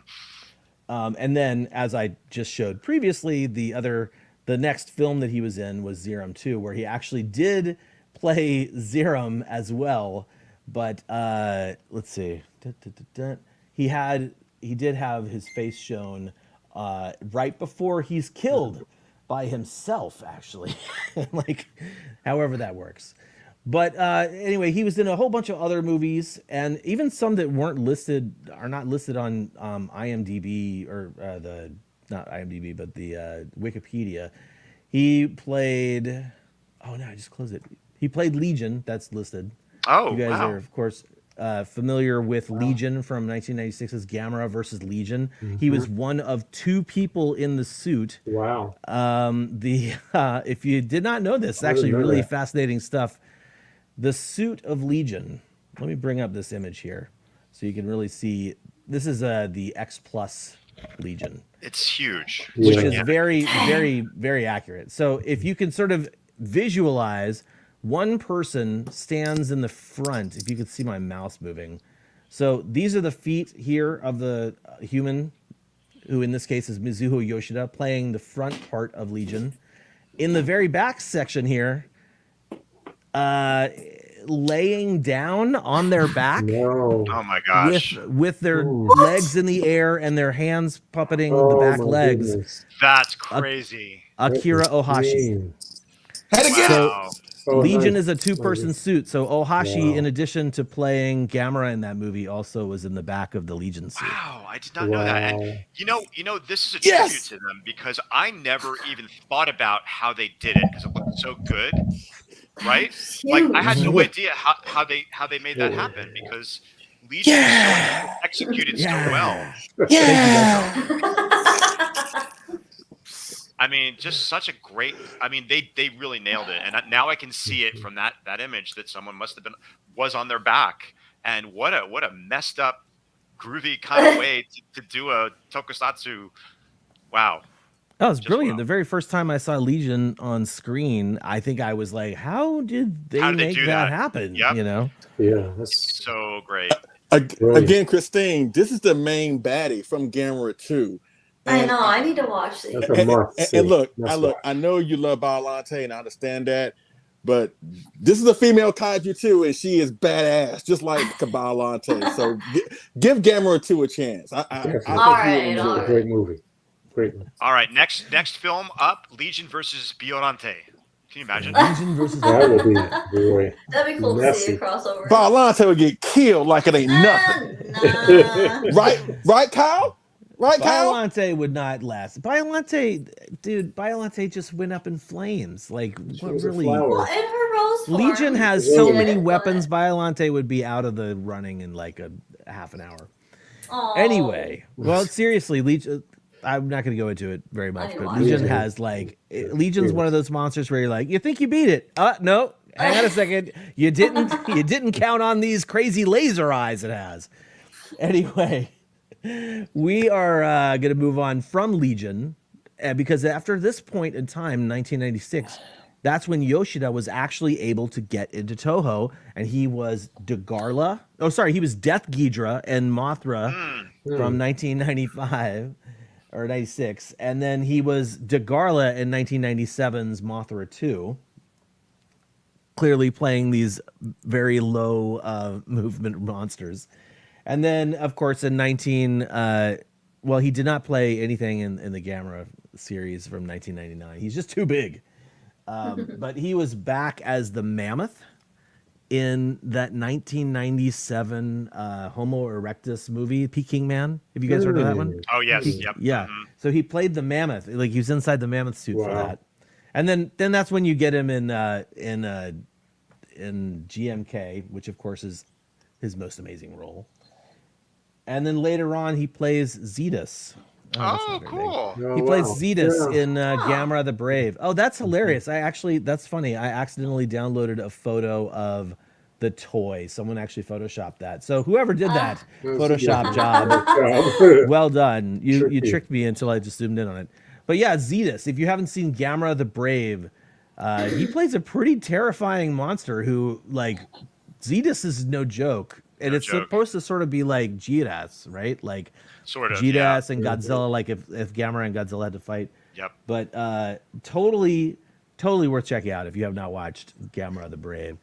Anyway, Mizuho Yoshida, he doesn't really do stunt work anymore. So it's really great that we were able to get him at some of these conventions. I personally can't wait to see him again at something. I've already had the pleasure of interviewing him twice. He's super fun, super great dude. And honestly, like one of the many people, we're definitely gonna have to do this segment again and explore some other suit actors that we didn't even get a chance to talk about, because really, these people need their due, you know. And absolutely, I'm very glad that we live, or pre-pandemic, we were in a spot where we were getting lots of these actors coming. Like I know the guy that played Jaguar came to a convention in New York, and other actors like that who have only been in a few things. Like they've come to conventions where I've not been able to attend them, and so I definitely want to see more of them show up. I want to meet them all. I mean, that's sort of one of my goals, is to like interview everybody that was involved in that stuff. But for me, I definitely want us to get back to the point where we can have these conventions safely and can safely bring these actors and suit actors over to meet their fans. Because if people don't know this, the ratio of kaiju fans in America is higher than it is in Japan, because we're such a larger country, So whenever they come to the States, it's really always a treat. I'm sure everybody here could attest to this. When you see them addressing the audiences and talking about like how amazed they are that people have come out to see them and see the, they're like, I played a character in the 60s and you guys want to see me on stage. They're thrilled. And they should be thrilled, if you ask me, because these people definitely, as I said, need to get their due. And it's great to see them. Let's kill this pandemic so we can have safe conventions. Yes. And do the right thing, people. And not for nothing, a lot of our favorites from the Showa era are getting older, and we really need to get them. They're not going to be able to travel as easily these days, so we really need to, see these gems, these icons of Japanese cinema, and the ones that shaped our childhood and that brought us to where we are today. The inspiration for us to do this and talk about it in 2022. That's right. One of my greatest experiences was meeting Nakajima-san and Satsuma-san. It was 97, in New York at the New. the first G-Con. Wow. We were going out, and they were coming through the door, and it was. We couldn't believe it. It was awesome. Awesome. Oh my gosh! It's a G-Con at the time. I think it was G-Con, yeah. Yeah. It was like the year after I got into the Godzilla community, and I had not formed the gumption to go to a convention yet. But yeah, I had rented a car. My friends, we all went up. That's a huge regret for me because I did go to that convention for like 15 minutes. I went in to buy something, collectible, and I left. I paid my ticket to get in, and I bought what I wanted, and I left. And I probably ran into John. Like Rich Issa was like a little boy then, and you were probably there. I didn't stay. What a jerk! I didn't have a camera with me. You know, just big regrets because I know who am I? Who am I? I know. Who am I? Now, Kyle, do we have a little bit of time to quickly talk about Kokobunji, or are we ready? I think we do. Okay. I say why not? Why not? If you guys are still with us. Let me open the folder. Now, this is something that we wanted to share with you guys because of all of the recent films are done mostly with CGI, just because that's the trend. That's the way they do it. There is a shift coming back to suit acting, practical effects, tokusatsu. And Kyle, I'm going to set this up, Kyle, if that's okay. When we went to Japan in 2014 in August to do the Hail to the King documentary, one of the places that Kyle wanted to go was this group. An interview was this group called Kokobunji Studios, and this is a younger generation of tokusatsu fans who are keeping the art of suitmation very much alive, and they're very enthusiastic about it. And you guys can watch the entire thing on Kyle's Hail to the King. It's wonderful. We were able to go to the studio. Wasn't open, or it was closed for some reason, so we actually met them. So basically the studio is a quotation mark kind of thing. Correct. Yeah. So they were like, it's way too messy at where we build this stuff. Right. we couldn't go to the place where they worked on the stuff. So what they did is they brought it to a community center. In I forget what district of Tokyo that was. Kokobunji. Okay. It was a really cool. It was a little bit further out from the main part of Tokyo. We took the train out there, and there we are at this place where these young people and their guru keep the art of tokusatsu alive. And Kyle, I'll pass it over to you at this point. So you just want me to show off some of these photos? Yeah, you just show off the photographs, and that was Kyle's interview. I can't remember the gentleman's name. So the fellow in the middle, the plaid shirt with the bucket hat on, that is Takao Yoshiba. Sorry, Takao Yoshiba. Didn't look it up before this, but he's basically the guy that built that Mosu Goji suit in the background, and he's the guy that you've seen at Wonder Festival putting on the suit, and basically these guys around him are all the kids who are interested in continuing to learn how to make kaiju suits the tokusatsu way. It's amazing. So they made the 64 suit. They did. Not the 89. Oh, whatever. Not the Monsterverse. Not they had to get all the Actually, they did not make the 89, but they were working on the 89. That was saving the best for last. Funny story. When we were there, this is back, of course, in 2014, so it's been some time. In August, it was hot as hell. Yeah. So we were there, and we were like, oh, what's next? What are you gonna do next? And basically they were like, well, we want to build a Bio Goji suit, but we need to get rid of this Mosu Goji first. Do you want to buy it? Oh wow! Dude, I didn't have that kind of money. I mean, it's so incredible because Kyle may have known what was in store for us, but I certainly didn't in my role in this project. We went. I mean, I shot all these photos, of course, but I didn't know what we were in store for. I thought we were just going to look at the stuff, and I thought they were going to talk about it. Not only did we look at it, he got in it, and he performed for us, and he gave us high touch or whatever. That's right, the high touch. And I hugged him, and Kyle gave, I mean, look. I mean, come on. Aw, Come on. great memories. Wow. Come on. Come on. Doesn't get any better. Yeah. I mean, this is a serious fan. Oh, I'm kissing. Yeah, this is serious fan service, Yeah, but and from the it fans. Like, And then- this and then is after an amazing this- tribute. And then after this, we all met them at Kaiju Sakaba, and we had dinner with them. I mean, Aw. look at that shot. I mean, come on. I would have stole that thing. I'm sorry. You got that right. I would have stole that. It was definitely a once in a lifetime experience to see the enthusiasm and the fact that they wanted to keep this art alive and they appreciate it.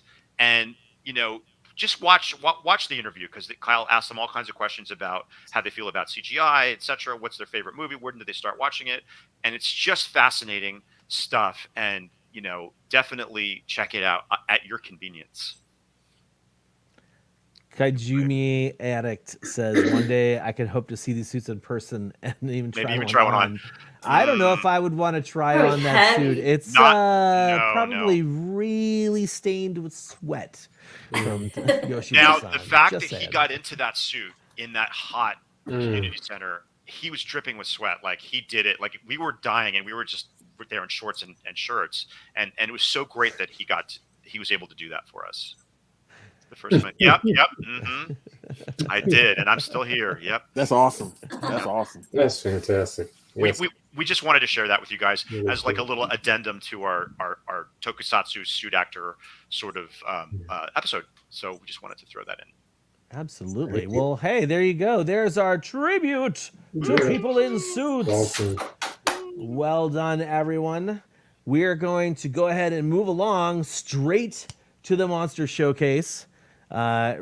David, would you like to introduce the Monster Showcase? Sure. Yeah, this Monster Showcase is pretty simple premise.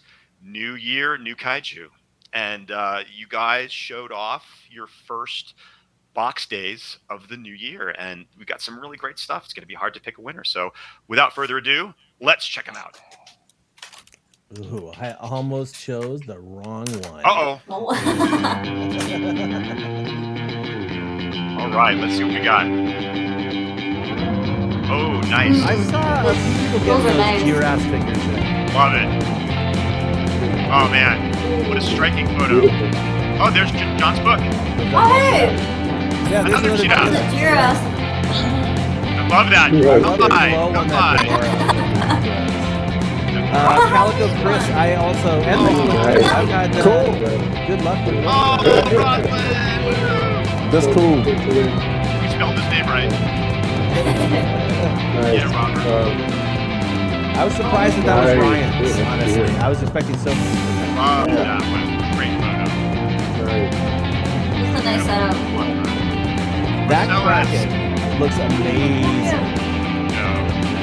No. Nice. That's a cool Baltic. Oh, hey. Love that. Oh, the Amy. That is a gorgeous my God. base. Oh, that's cool. Little Kubricks. First off, way to go, Tanner, on getting that. Yeah, Dan. Dan loves his Harryhausen stuff.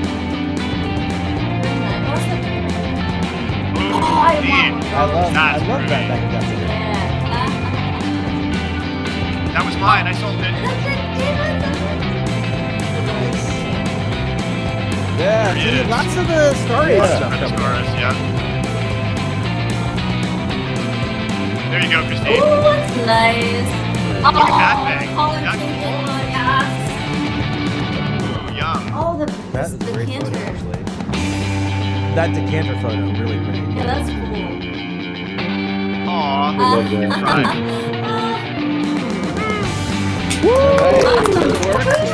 Thank you. Awesome job. As always. Good stuff. Very. All right, so our next episode, which will be mid-February, we have a new hashtag for next month, and that is going to be Monster Heartbreakers. So it's a Valentine's themed monster showcase. Get creative, kaiju in love. I don't know, but make sure to use the hashtag Collectible Monsters, and the hashtag Monster Heartbreakers, and we'll make sure to tally those up for next month. We this year, so last year we did giveaways every single episode, and you know, I love giving stuff away, and we would love to do that some more. And we probably will do a lot of giveaways this year, but we do not have one for the first of the month. Sorry to disappoint everyone. But, you know, if you're interested, if you're a retailer out there and you're interested in sending in some prizes to Collect All Monsters, just reach out. We would love to get people to sponsor giveaways. We'd love to get people to do other stuff as well. We do want to make this a bigger year and a better year than the previous year. And so we are going to continue to work our butts off to make this the best Kaiju collectible live stream program. Yes, sir. We on the interwebs. No offense to anybody who has their own live stream collectible show, but I'm going to stomp you.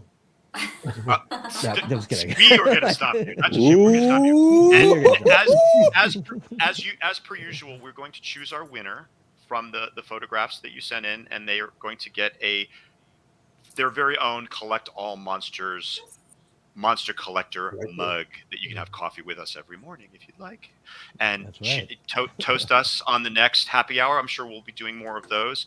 And Jonathan Portman, shout out to you. You were the overall winner for last year's Monster Showcase. And your prize has arrived here in Seattle. And I am going to sign it first and pass it on to the next person, and the next person, and the next person, and then eventually it'll make it to you, and hopefully it will be at the head of your queue to get framed and hung on your wall. So we're hoping for that. But thanks again for everybody who participated. It's great fun. We love seeing what you do. And I just had a great idea for the next hashtag. I'm going to tell you guys because maybe we can see different interpretations of it. It's about Valentine's Day. Hearts. A ripped out heart. Think about it. What has a ripped out heart? That would work. It's Valentine's Day. It's a heart. It's cool. It's gory. It's awesome. So, anyway. It's cool. It's gory. It's awesome. I could not agree more. I could not agree more. That's the story of my life. It's cool. It's gory. It's awesome. Oh my God. Okay. I'm going to stop talking now.